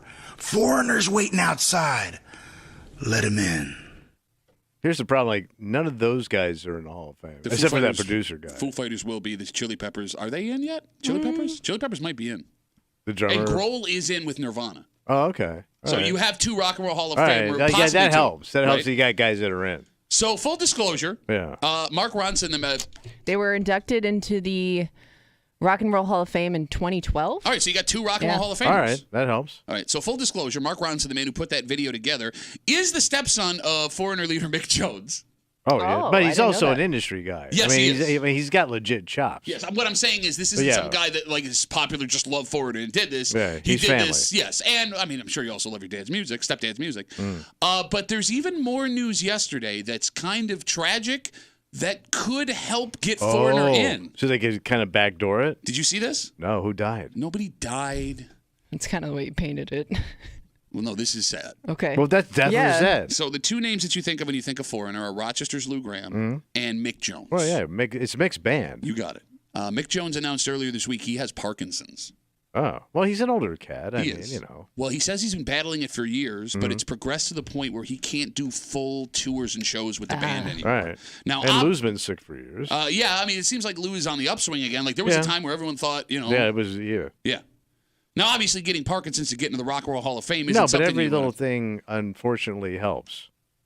No, I mean, like... You didn't have to put it like that. Parkinson's is not a little thing. No, but like... You got that? You just got a little Parkinson? You idiot. You're such an idiot. Are you saying like anything that almost brings attention, I guess, to the band? Yes. I mean, never let a tragedy go to waste. I mean, if it helps you get in before you're, to your point, if you can't go, It helps. Because, I mean, like it seems like Foreigner's going to eventually get in. You can't leave them out forever. But to your point, you're going to wait till these guys are gone? And they're older men. Exactly. That would be the biggest tragedy, right? And the rumor we heard is that Mick Jones, who seems to have a problem with everybody in the industry. Well, he was a hothead. He had a legit issue with one of the heads of the Rock and Roll Hall of Fame who hated him too, and that's what was blocking Foreigner from getting the nomination. He kind of did a little bit of this to himself. Okay, I don't know the story. The man just said he's got Parkinson's. No, but I mean, I even know like him and Lou had issues. I understand. And Lou's talked about it openly. I know. So. But it's not like Lou came in and was like, he's got Parkinson's. Let me tell you how much he sucks. No. Now that we have this video of these two Rock and Roll Hall of Famers and legends in rock music, I mean, they are holding the mantle for modern pop music with the Foo Fighters and the Red Hot Chili, or modern rock music, Foos and the Chili Peppers, right? Now that you have this diagnosis for Mick Jones, which is tragic, but it kind of puts a clock potentially on what could happen here. I think they got it. I think they might. Come on. I mean, they might have a shot. Pack your bags, Lou. You going to Cleveland. The only thing that may throw this off, and this is going to sound terrible to say, again, as we're talking about Dave Grohl, the Foo Fighters, Jack Black, actor, musician, Chad Smith, drummer for the Red Hot Chili Peppers, helped put together a video to push the Rock and Roll Hall of Fame to put Foreigner in after their first nomination. If anything happens with Cher, Ozzy, or Mariah Carey, they're going to take precedence. Well, Cher seems to be in pretty good health. You just jinxed it. I wouldn't say anything about any of those people. Mariah Carey. If Cher dies before the Rock and Roll Hall of Fame ceremony, it is 100% on you. But Cher's going to get in. That's too big of a name to leave out. I can't believe Ozzy's not in already. Ozzy's in with Sabbath. He's not in his own. So but I'm still shocked with that, too. Yeah. But Cher's a lock, and Mariah Carey's got to be a lock. I don't know if Cher's a lock because Cher She's the biggest. That's the biggest name of all those people that spans like everybody knows. You think so, though? But everybody's familiar with Cher because she was multi-talented. Everybody's familiar with Ozzy. He was multi-talented. Yeah, but his wife, he was so popular, his wife is a talk show host. He was a buffoon. No, I understand. She was a movie star, a singer. And she's been around a long, long time. She had a variety show. I mean, she had Vegas tours. This chick has been around. I mean, when you're just known by like your first name. Right. You'd be like just Ozzy? Cher. Yeah, well, I said I'm surprised Ozzy's was not in. Cher before Ozzy was on. Ozzy has been active in music longer than Cher has. No, she hasn't. How much you want to bet? Bro, she goes back to back on the strip when she was a kid. Ozzy goes back to working class Birmingham, England, with Tony Iommi missing a finger. How did he lose his finger? In a factory accident, I think. I could be wrong. Oh. Or it was, I can't say that. One of those London birds. Okay, so I just Googled. Sonny when and did Cher first get famous? Okay. They put it at 1965. Oh, yeah, it's Ozzy, baby. When I say when did Ozzy Osbourne first get famous, they say 1970. No, wait a minute. No, famous isn't fair because you can still be just said famous. No. I said in the industry. I didn't say famous. Okay, all right. Ozzy's been doing music longer than Cher. He's older than her by like 10 years, isn't he? No. I don't Cher's know. almost 80, bro. Yeah, no. Yes. Hold on. She was like a teenager when she first Okay, got on, which makes Ozzy Sonny 75. How old Cher, Ozzy 75. Oh, Cher's got to be pushing 80. Hold on, let's see. pushing something in your pants right now, you creep. is Defending this Cher not the way you are. That's not, you can have a legitimate nice boner for Cher. She's a fine woman. Not one of these false boners everyone's been Cher's talking 77. about? Damn. Yeah. And she looks amazing. Have you seen her lately? Yes. Yeah, so have I. She looks great. I was just asking. Well, I mean, she's had work done like Dolly, but Wait, she looks what? amazing. What? What do you mean? Of course she's had work done. She's like the prototypical. Yeah. She talks about, I've had work done. But no, if you're talking solo hits, I still think Ozzy beats Cher. Cher's had a lot of hits. She Turn Back Time. Down. Can you name another one? Oh, my God. What was... Nope. Well, she had a ton with Sonny and Cher. Yeah, Then but she that's had what I'm her saying. own That she's solo. She would have to Gypsy go in Tramps solo. and Thieves. Oh, that's a good one. Gypsy. Yeah, can I make an admission? When that song comes on the radio, I don't change it. Oh. I like that song. I think it's a guilty pleasure. She has a lot of guilty pleasures. Which, by the way, it's a song about a dude knocking up a teenage girl. And yeah, nobody ever talks about where did she get that idea from? Also, you wanted to put a specific number on when their career started? Yes. Ozzy's musical career began in 1967. Really? That late? It says Cher rose to fame in 1965. Damn. Because Sonny found her, and then he was pushing her music. Found her. Yeah. All right, fine. I was wrong about Ozzy. Cher gets in. Right. Cher, Foreigner, and that's it. I wonder if they're in as Sonny and Cher. There's no way Sonny and Cher are in the Rock and Roll Hall of Fame. Why not? They had one hit. No, they had multiple hits. Name two. Hey, I got you again, babe. Oh, you're talking about when Sinatra took over for Sonny, when it was Sinatra and Cher? You idiot. God, you're the... Cher, baby, come over here. Sit on Daddy's lap. Is that Sonny or Frank? I can't It tell. could be either one, baby, back then. What did I ask you that you just Googled? I forgot. Sonny and Cher not in the Hall of Fame. Yeah, of course they're not in the Hall of Fame. It's What like a the Monkees travesty. being in the Hall. A travesty? Yeah. It wasn't great music. She's a talented musician. He wrote the music. Yeah, did he? One song. He had a hit. They had a couple of hits. Name another hit. I can't think right now because you're yelling at me. Kimmy, bring up the hits of Sonny and Cher. Why are we arguing about Sonny and Cher hits? It's 2024. Baby Don't Go, I Got You, Babe. Oh, yeah, I got you, babe. That's the one we Yeah, talked. that- That's well, the that's hit. like the top Sing one, Baby right? Don't Go. You don't know that. I'm just reading the songs they list. The Beat Goes On. That's that a wasn't huge- their song. And the they Beat Go- covered but they it. made it. They, Oh, then how are the Beatles getting in? oh, shut up. Oh, they eventually had their own music. But, man, you talk about a cover band. They didn't cover the White Album, you idiot. And even Van Halen, that's nothing but a cover band they're in. You are about to get all of the emails. Do not write me. He Greatest said cover it. band of all time was Van Halen. Oh, my God. I'm going to walk away and go home. I don't want to deal with that hatred of flame that's about to come our way. You say on WCMF that Van Halen's the greatest cover band of all time? Yes. You ran a promotion where multiple listeners got tattoos to hang out backstage, Yes, they do. and they're all coming for you. You son of a I'm not bitch. saying it's not good music, but I think Cher gets in before Lou. We'll find. They could get in the same time. Unless you think if Cher dies in, she's definitely getting in. I think if something terrible happens with Cher, she's in. I think she's in anyway. I don't think Cher looks like one of those people that's just going to go to 100. Yeah, it's possible. Oh, sorry, Lou Graham. I lived so long. You didn't get to get in. So people are now writing more Cher hits, and there's ones I can't say on the radio. They're so offensive. I forgot about that song. Oh. You know the song. I'll tell you at the break. But like now that I'm thinking about it, a lot of the songs that Cher sang that were hits Very back in the day, Her song specifically. this one isn't sexual. But like they're all politically incorrect, and she's Ew. not someone that like. Gypsy, Tramps, and Thieves. No, that one's about knocking up a Half-breed. 14-year. That's the one I was talking about. Half-breed with Yeah, that, way to go, you idiot. It's a publicly known tune. Yeah, okay. Hey, great working with you. No, you see, it's a publicly known tune. Well, I didn't write it. I did. They don't play it on the radio anymore. Oh, all right. Anything else? And you by wanna the way, say? it's a struggle of people. No, I understand, but that it would be like it's. I mean, it's a racial slur, Yes, it is. right? I mean, Yeah. yes, and I understand you're Yeah. quoting the song. I just Yeah. forgot that was like. Yeah. Hey, you know. That was a big tune.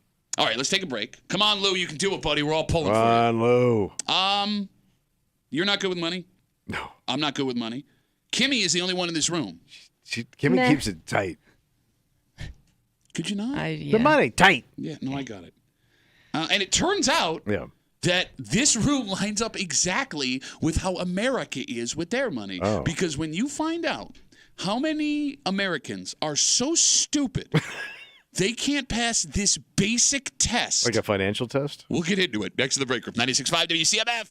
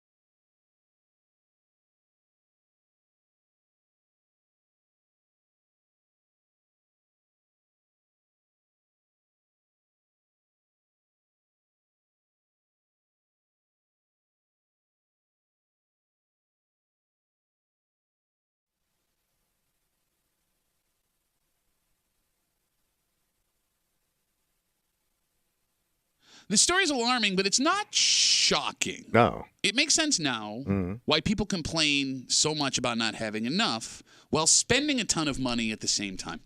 And the main issue here might be thinking everyone else has a problem, but I'm smart enough to know what I'm doing. You're hanging out in the break room. Rochester's Classic Rock 96.5. WCMF just after 9:30. It's Thursday. You know what that means. I think we're going to start bitching it up, buddy. That's right. Bitch Voice Theater coming at you. And KFC announced a new food that we've never seen before. It's been successful in Asia. It's been successful in Europe. And it will soon be making its debut with the red, white, and blue. Really? And I don't know if I love this or I hate this. But we'll get into it just after 9:30 here in the break room on CMF. Tommy, did you know that 2/3 of Americans cannot pass a basic financial literacy test? Yeah, probably. I don't think I could. Well, here's the thing. Because there's a lot of math. Well, it's not even complicated stuff. For example, the questions involve things like how much you'd pay in interest based on a percentage that they give you. That's tough. Questions like basic financial risks. Okay. So would you like an example of a question? Yeah. Okay. Tommy, what happens to bond prices when interest rates fall? They haven't made one of them movies this year. I have no idea. What happens? I don't know what a bond is. You buy them. Okay. All right. Sold. Savings bond. I have no idea. Yeah, no, is that a savings bond, a bond?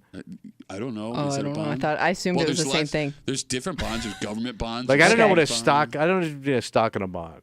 Is it stocks and bonds, but they're different things because they say them differently. And in, I'm like, not the totally movies. sure they're different things. Well, no, because like when you're watching like a movie that involves finances, like stocks, bonds, so they have to be different They things. just yell those things out. Well, no, you've seen these movies where like there's some Buy, sell. buy, sell, stocks, bonds. Like that's they have to be All separate. right, I don't know that one. Okay, by the way, bonds prices rise. I didn't know that. When what happens? When interest rates fall, bond prices rise. okay. Right. So now you know. So what happens when the interest rate rise? The bond tanks? I don't think the bonds do they. Well, if what goes up must come down. I know that. See, this is what I'm talking about here. That's finance. So now that we know Right, that we don't almost know.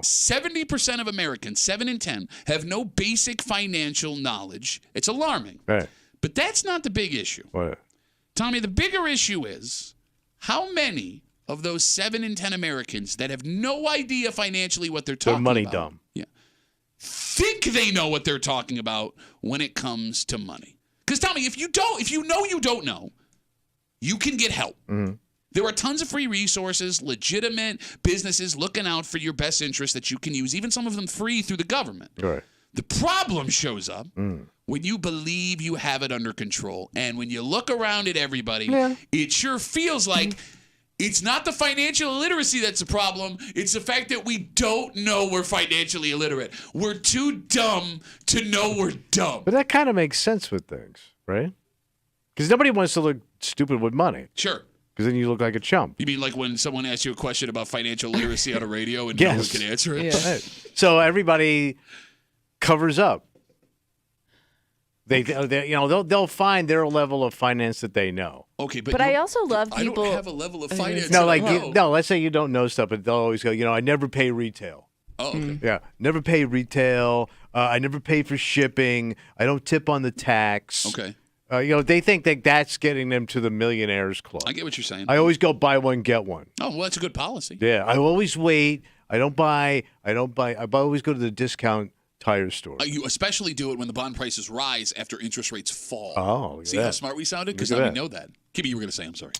No, I was going to say that same person that has confidence like that will Yeah. also give that advice to other people. Oh, sure. Like, you should also do what I do, even though I'm not nailing it, but you should definitely follow my advice. And I remember sitting in Southern break rooms and listening to Southern people tell you about the rich people they know and how they made their money. Okay. It would be priceless. Can you give me an example? Let me tell you something, man. He's got so much. Every year, he goes out and buys more property next to his property, and the government gives you money back for that property. So he don't even do nothing with that property, and the government gives you that property. And then my cousin, he didn't even pay no taxes last year, and he got a refund check. Like you would hear this stuff. Yes, I think I call that Santa Claus. Idiot. So here's the thing: is we find out that 2/3 of Americans can't pass a basic financial literacy test. When we have this realization that that's not the real problem. The real problem is the 70% of people that don't know they don't know. I'm not saying this to criticize, right? Because most people are guilty of this. Yeah. It's embarrassing to ask for help about money. And it's something we think we should know about, right? And we should know because it's about the most important thing in your life. Well, but you brought it up. Like, there's this idea that it's simple. You work hard, you save, you don't overspend, and anyone who gets in trouble is an idiot. Yeah. So what kind of adult are you, Tommy, if you need help understanding that basic idea yourself? Dummy. Why, you dumb. Part of it might be embarrassment. The other part of it might be I don't even know where to start or what to ask. Okay. You know what I mean? Like if I don't know what something is, I don't even know what I'm supposed to be like doing, what I'm capable of, what I should ask first. Just where to start, I don't know. So it's interesting you bring that up. So experts who ran this study, they were trying to figure out where this became a problem because it's actually getting worse as time goes on. All right. They've narrowed it down to two potential issues. Okay. One, you don't know who knows what they're talking about, like Kimmy just said. And that's not just with experts, because most people learn finances from their parents. Right? Well, if your parents are clueless, guess what? That gets passed down to you. Yeah. And the same thing happens with your spouse. You ready for this? A whopping 80% of Americans say they don't discuss money outside of their home. But you don't want people to know what you got. Exactly. Which means if you think your spouse knows what they're doing and they don't, you're effed again. Yeah, you're sunk. All right, so that's the first issue. Yeah. Nobody knows what they're talking about. The second potential issue, according to these experts, no one is teaching us in our most formidable years. So in school. Fun fact, only 17 states require a personal finance class to graduate from high school. And folks in the know say if that was mandated countrywide, federal, that things would start to change. All right. But that's even up for debate. Why? Well, Tommy, there's been this big argument from people that are underwater financially that go, well, school didn't prepare us for the financial aspect of life. We learned square dancing instead. In Spanish class. But I need you to answer this question to yourself honestly. Right. And the phone number is 252-WCMF, 252-9263. Let's say the federal government mandated financial classes for every high school kid 50 years ago. Would you have paid attention? Nope. No, but because I did take a class like this, and I don't remember any of it. But let's say you can't even get to the question. 20% of the kids paid attention. Okay. That's 50% of the problem. Like all of you people that want to blame the education system, and I guess there's an argument there. But they're not even doing it. But if you had a single semester class at 16 years old, would you have cared? And would that information have stuck until now? And the answer is easy. No. Because whatever language you took in high school, if you were dropped in that country that only spoke that language, could you communicate? I took 6 years of French. I can't speak a word of it. You would also have to assume that information is still relevant 10, 20 years from now, because I took a whole class about, buying a house and interest rates and all this stuff. And you know what? I couldn't use it until I was like 30-something anyways.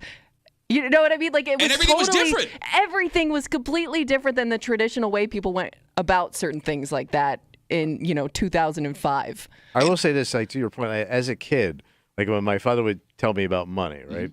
And, I didn't have any. He would make it seem so out of reach. Like, what's the point? Because like he would tell you, like, well, the first thing you got to do, you got to put $5,000 in the bank, and then you need to have all your bases covered to your blah, blah, blah, blah, blah. He would create this financial misery picture, like you wouldn't enjoy yourself till you're dead. Like I remember him telling me, if you want to open up a business, you need to have a year's salary in the bank. Okay. You can't draw any money off of that business. You can't take any vacations, and you can't do anything with that business. Don't take no money out for 3 years. That sounds like a lot of fun. I think I'm going to open up a tire store. But here's the thing. There are people that still do that, and it works. Right, but to tell that to a kid, it seems like, I'm not doing all that, man. Or maybe as a kid, that seems like, oh, yeah, that should be no problem. Maybe it seems like it'd be easier until you get to that point and you're like, whoa, that's not possible right now. Even, Kimmy, when you talk about, being a kid and what you think is possible, again, we're talking about a study that shows that 2/3 of Americans cannot pass a basic financial literacy test. Yeah. Basic financial literacy test. And we've come to the conclusion, because we're brilliant here in the break room, that's not the big problem, because you can get help. The problem is that the majority of the people who can't pass that financial literacy test don't know that, and they think they know what they're talking about. You see what is successful around you growing up, and that shapes what money is. It's all the bells and whistles. If you live in a place with bells and whistles. But even if you don't, you strive for that stuff, right? The stuff that actually keeps the stuff you think makes you look rich keeps your ass broke. But that's the thing. All right, let me give you an example. So, I grew up in Gates, off of Fisher Road, off of Chila Ave, working class neighborhood, right? It was me and four of my siblings, my mom and 6 of us, 3-bedroom house, tiny little place. We got by. It was fine. Right. But everybody in the neighborhood that I lived in made like $50,000 a year, right? And when I was a kid, in my head, being a wildly successful adult meant $50,000 a year. Yeah. And my highest goal was having a job that paid me $50,000. And I assumed that I was going to work in some trade or work with my hands or work blue collar, because that's what everyone around me did, right? My dad was a cop. The guy across the street worked as a carpenter. The guy next door worked as a mechanic.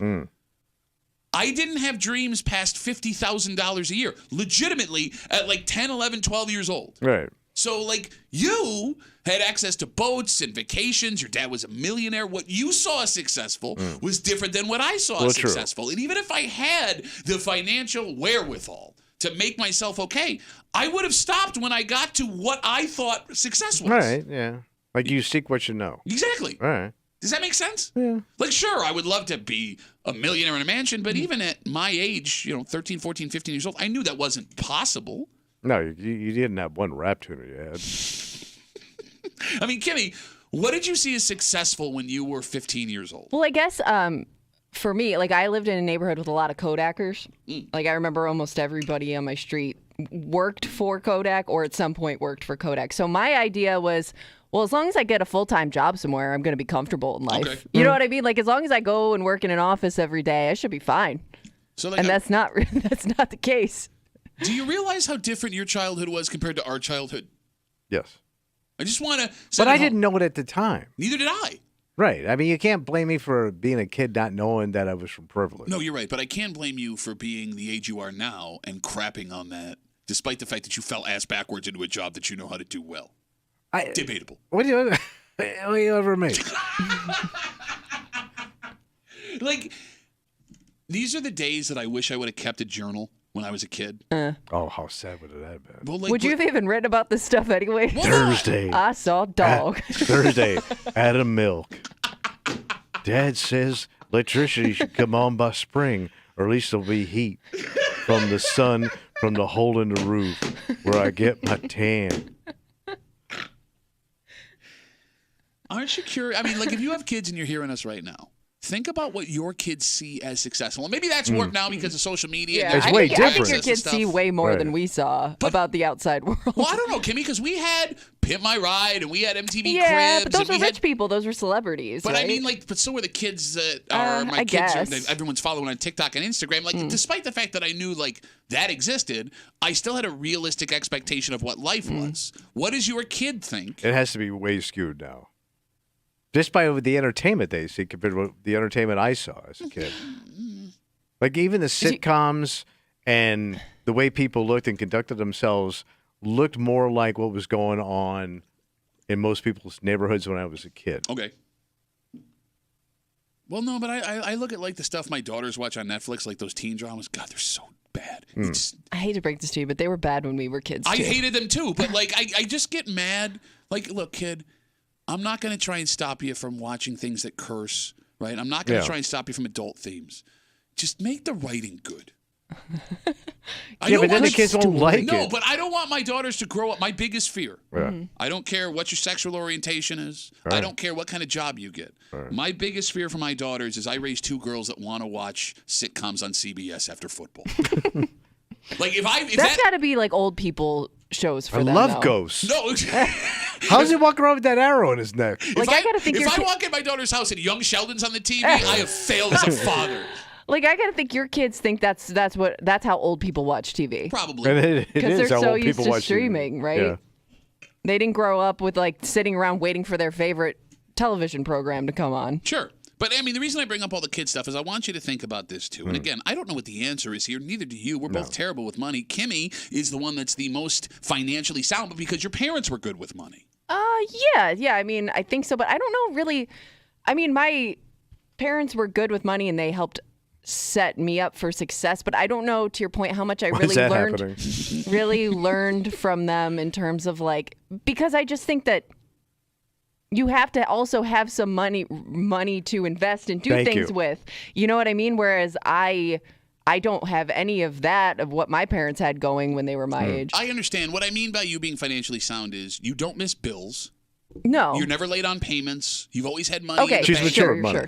Sure. Tommy, I was not. Neither was I. I mean, I played Beat the Bank every week. Bro, I told you, I wasn't allowed by the federal government to use the bank for like years because I had overdrawn my account so much. I can remember like what I spent my money on knowing I had no money to spend when I had a decent job. Been there, buddy. You know? But that's what I mean, Kimmy, when I mean basic financial stuff. Like, you know how to live within your means. I'm very on time with things. Like, Tommy and I came from two very different backgrounds. Your dad had money and showed you all the luxuries in the world. We had a hole in our roof, right? But both of us somehow, despite having those wildly different backgrounds, ended up at the same stupid money spot. Yeah, but Tommy, your brothers are successful, though. That's what's weird about your family. Yeah. Are you saying my siblings aren't? No, well, you would say would you say they're all in the same? Let me text my Ryan. Hey, Ryan. Kimmy says you no, suck and you're busted. She wants to know when the hole in the roof's showing up. But his brothers are millionaires. Yeah. I mean, like they have homes, multiple homes. So like let me text my sister. Hey, Megan. Kimmy says you're not a millionaire, so you suck and you're super busted. So my brother is the only one in my immediate family that not only went to college but has like an advanced degree. Okay. My other brother went to community college for 3.5 years. I think he got his doctorate in community college. My sister went to beautician school. I barely got out of high school. Like, it just kept ticking down. It's supposed to go the other way. We floated down. It was probably the lead in the gasoline. I never forget, I was the one that went to all the private schools. Yeah. They didn't go to you also got to go on all the vacations. You got a boat. I was the only kid in my family that went to private school of any of my family. And like even extended family, I was the only one that went to private school. But you were also the most spoiled, self-admitted. Spoiled like beyond, but I didn't know it. No, I understand. Like I thought kids my age own a lot of suits. Like I had suits that they made me wear. Okay, I get it, but that's what I'm getting at here. Is you know what your parents taught you, right? And if your parents didn't know, you probably don't have a great financial grasp. And they can only tell you their experiences. Exactly. And like Kimmy said, as time moves on, things start to change, right? Well, just keep in mind, like if you find yourself in that situation where you can privately admit to yourself, because you don't want to say this out loud, nobody does. We have to because we have a stupid show with microphones. If you find yourself saying out loud, I don't know what I'm talking about when it comes to money, your kid's going through the same thing. Sure. And if you don't figure out a way to make it work for you, or at least your kid's going to have the same issues you have. Yes, that's true. And the proof of it is in this stupid room right now. All right, let's take a break. It's Thursday. You know what that means? Oh, it's coming, buddy. What's that? Little bitch time. Bitch Voice Theater coming at you. And, all right, this is either going to be a delicious, unbelievable rollout from KFC. I think both. KFC. I know you're going to hate it. I like my KFC. Yeah, but it's two foods slammed together, and you hate food mixing. Yeah. I say no food mixing today. No food mixing tomorrow. I don't know where Kimmy's coming down. All right. Well, she's a foodie. It's been wildly successful in Europe with KFC. KFC. It's a European chicken. No, it's not. It's been wildly successful in Asia. This is the most American thing you're going to hear. But will we in America like it? Oh. Next to the break room on 96.5 WCMF.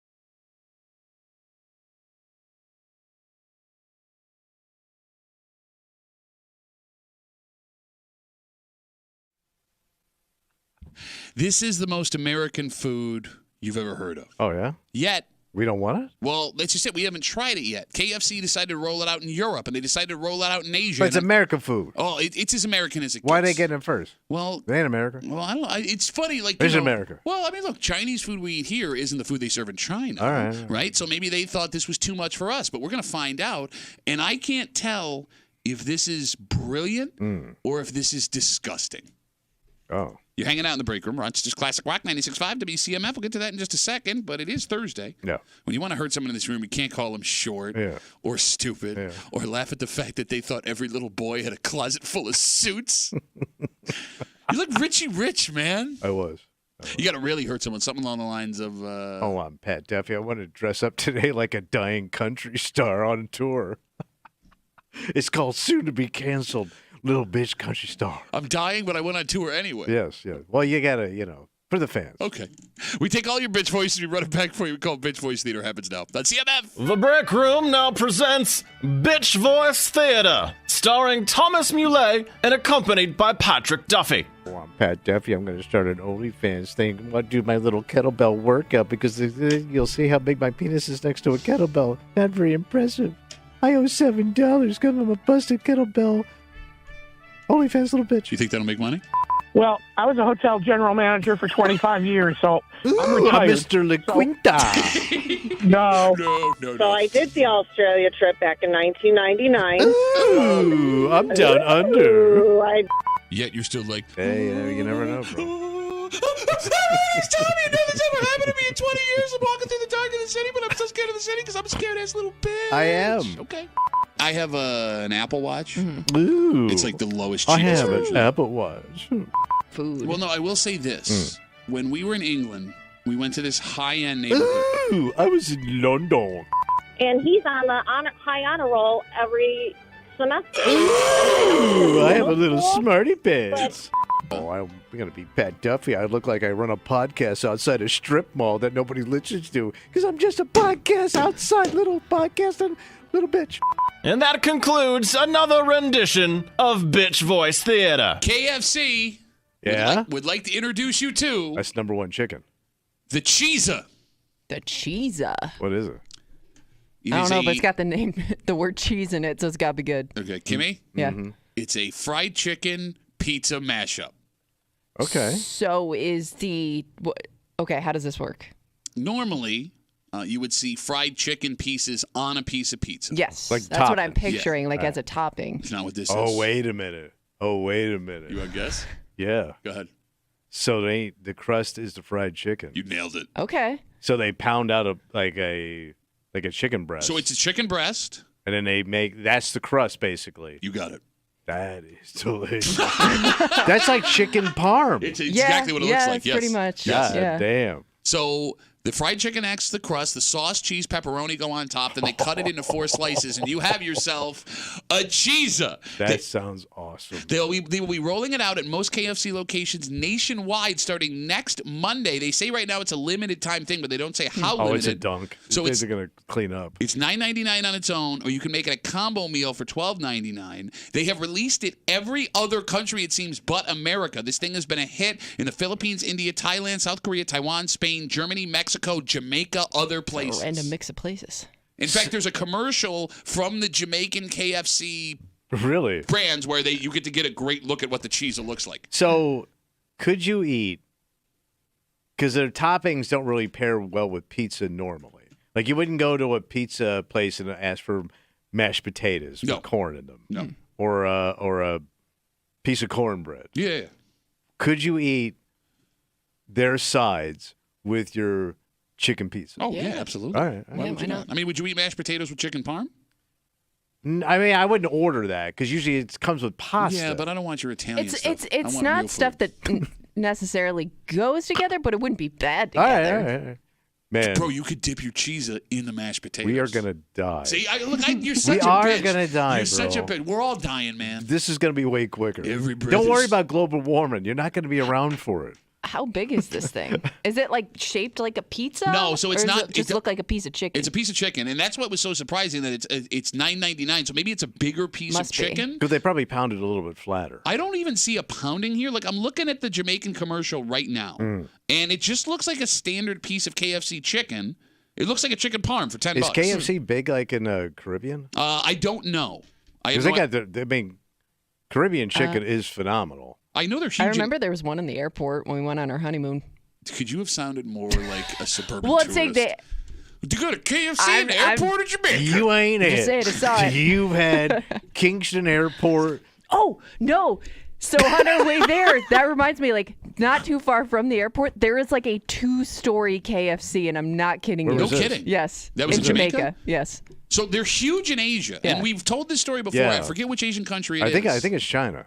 No, because I think we said China, and people got pissed off. I mean, one of the Asian countries. For the New Year. Oh, no, Christmas. Oh, Christmas. The traditional Christmas dinner, and you have to order it months in advance, is a KFC, like, family bucket. Like, it's become like what turkey is to our Thanksgiving. Yeah. So, yeah, internationally, KFC is killing it. I mean, this food it doesn't get more American than a cheesa. It's just funny that we're the last ones getting it. You're no kidding. Because this one, to me, it's a hit. It's also a little alarming what other countries think American food is. Because this But is, they're you're not right. far off. You've never had a chicken pizza. No, but I mean, we got like donut burgers now, right? If you go to a Texas fair, everything's deep fried. We've had donut burgers for like 30 years, man. It's like yelling about the Texas Instruments calculator. Give me some new stuff, man. I don't know. You're in tune with all the bad new stuff. We're on a poutine and all the terrible things you put on top of cheese curd on top of fries. Yeah, look at what we've done to French fries since the dawn of time. You say that like it's a bad thing. I do Scattered, wonder, chunk, though. Smothered. Okay, now we're doing Waffle House. That's existed for 80 years. I know. As good as this sounds, if I'm making the trip to KFC, though, I have a certain type of, menu item in mind, probably. Am I going out of my way to try the cheese? Oh, yeah, you are. But I don't know, though. But I want my standard. I think she makes a good point. I feel like, Kimmy, this is a product. Again, we're talking about the cheese. It's a fried chicken pizza mashup. Long story short, the chicken is the pizza crust. They put sauce, cheese on top, pepperoni. They've sold it in countries around the world, and it's been wildly successful. We're first getting it now here in the United States. If I'm going for it, Yeah. Fat Tommy, heading out for his chicken, I'm getting this on the side. I'm getting my regular order. Okay. And then I'm double pigging out. But it's a commitment. I'm getting chicken and some side chicken. Okay, that's a. Can I get a side of chicken with my chicken? Because we've all done it, man. Can I get a side of chicken with my chicken? Is my favorite Ribs Arkansas song. He ate side chicken with his chicken. He died. He took his finger licking too far. Kimmy, I would think to your point. Now, I get the side chicken. That's a good call. Yeah. This is a product, Kimmy, that's for the heavy KFC consumer, like the once a week, twice a week KFC consumer. Okay, so you've tried. You're probably more willing to branch out from The your coolest norm. of the cool chicken eaters. Are there a lot of people that eat KFC on a regular basis? Because I'm with you. Like KFC in our house is like we don't eat it a ton, but when we get it, I get excited. Yeah. Are there what? Do you know anybody that's like a regular KFC, like a twice a week, like McDonald's is twice a week one? I mean, I'm sure I don't they're think out I there. do.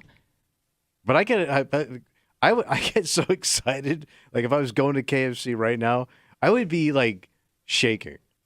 Getting my KFC. Like for I'm the cheese. Like I can't wait to get home and eat it. I love fried chicken so much. Okay, no, everybody loves fried chicken. It's arguably No, but I get like giddy like back in the day when I had a stack of porn and I was driving home. I think you could make the argument that fried chicken is the greatest food America's ever invented. Yeah. Can you think of another one? Because it goes with everything. Yeah. No, you're right. Every culture has some kind of version of fried chicken, but we perfected it. And you can eat it at any time of the day. You're right. You got breakfast fried chicken, chicken and waffles. You got lunch fried chicken. That's fine. Lunch chicken. Fried chicken's a dinner meal. Dinner chicken? Yeah. And then you got church chicken? No, there is a Church's chicken that actually exists. Right. I'm saying. Like what do people think of as American? I would think like barbecue, like burgers. Barbecue's good. Okay. Burgers. Okay. I would. Maybe this is blasphemy. I think fried chicken has done more for American food culture than barbecue has. But it's also a strictly invented here food. Like the fried chicken process. Well, the fried chicken that we eat, yes, is strictly American. Well, I'm sure they fried some kind of chicken in. I don't think Italy. the way we did it, like a Southern fried chicken. Well, no, but is chicken parm American Italian, or did that start in Italy? That I don't know. Thanks a lot. No, but I'm saying like your Sicilian? standard like Colonel Sanders kind of stuff. Like Yeah. that Southern fried chicken. That's what I mean. It's like the blues, jazz, and country music. And there's nothing like it. There's nothing that's comparable. No. Chicken parm originated in the Northeast United States from Italian immigrants. But it is American food. There All you right, go. so we've decided it. 1, the cheese will be delicious. Give me some of that Italian Southern chicken. 2, fried chicken, the greatest of American foods. Mhm. And 3, Tommy says, don't worry about global warming because nobody's going to make it. You ain't gonna last that long, son. We come back, we wrap it up. We tell you what we're doing tomorrow next to the break room on CMF.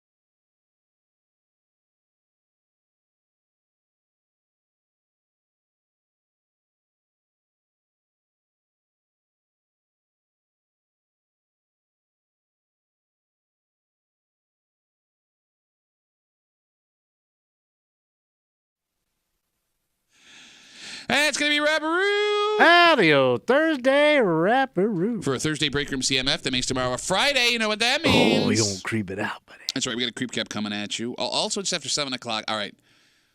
I have to be careful with this. Because, let's be cool. Well, all right. Look, I have a friend of mine who is dealing with a serious relationship issue. Okay. And he asked me to talk about this after a very vulnerable conversation. Okay. Because That seems smart. Well, he wants to know if other guys feel this way. And look, we just got to be gentle with it. That's all. Well, we are the Gentle with Love show. Tommy's mom. The reason I am even entertaining bringing this up. I don't know who makes it weird here.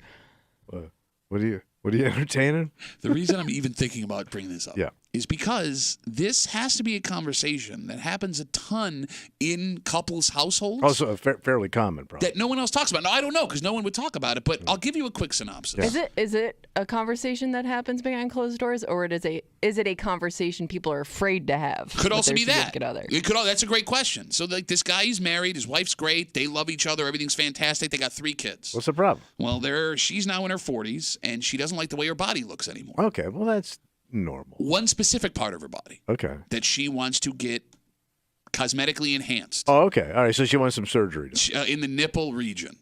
Oh. She wants boob implants. Okay. And my buddy sincerely tells me not only does he love her just the way he is, he's very sexually attracted to her just the way she is. Yeah, but he hasn't seen the new jacked up boobuses. See, this is why we can't talk about this. He doesn't want her to get this done. And Why? He thinks that it'll be a massive mistake for both of their parts. Okay, is this an insecurity on his part? No, I don't think This so. is a legitimate reason why. I can only base it on how I know, knowing him and how he was telling me the story, right? However, he's afraid to say to his wife, don't do this, because he doesn't want to be resented if she doesn't do it and hates him for it. But he is dead set, like scared against her going through with this. Well, you know what? You come to the right place. Because you and I, first of all, your wife is a dermatologist. Yes. And she has dealt with these situations. Well, cosmetic, she doesn't give breast No, but implants. she's in the biz. At least legally. Yes, she's in the cosmetic business. And we both know guys that have wives have done this. Yes. But I don't think his fear is what we've seen happen with other guys. What's because his fear then? I'm How she feels about herself? I'm going to tell you, I'll just tell you the sentence he said, and it All right. sounds terrible out of context, but I understand, and I'll have to explain better tomorrow. He's upset that she didn't ask him because, according to him, her body is his body too. Okay. Yeah. Sounds terrible. It sounds terrible. I understand how that sounds out of context, but when he explains it afterwards, it makes sense. Well, you know what? I got this guy. I got him. I'm good. We will get into that and a whole bunch more tomorrow in the break room on CMF. For Kimmy? Yep. Who owns her own body. I sure do. Because nobody wants it. You didn't have to do that. That was just You didn't have to set me up for it that either. was at least less creepy than what you said earlier. What did he say earlier? I don't want to say it. There's Had to something- do with dairy products. or the lack thereof. For Farmer Tommy. We got a milk shortage, boys. Well. My name is Pat W. We'll see you tomorrow morning in the break room, 6 a.m. on 96.5 WCMF.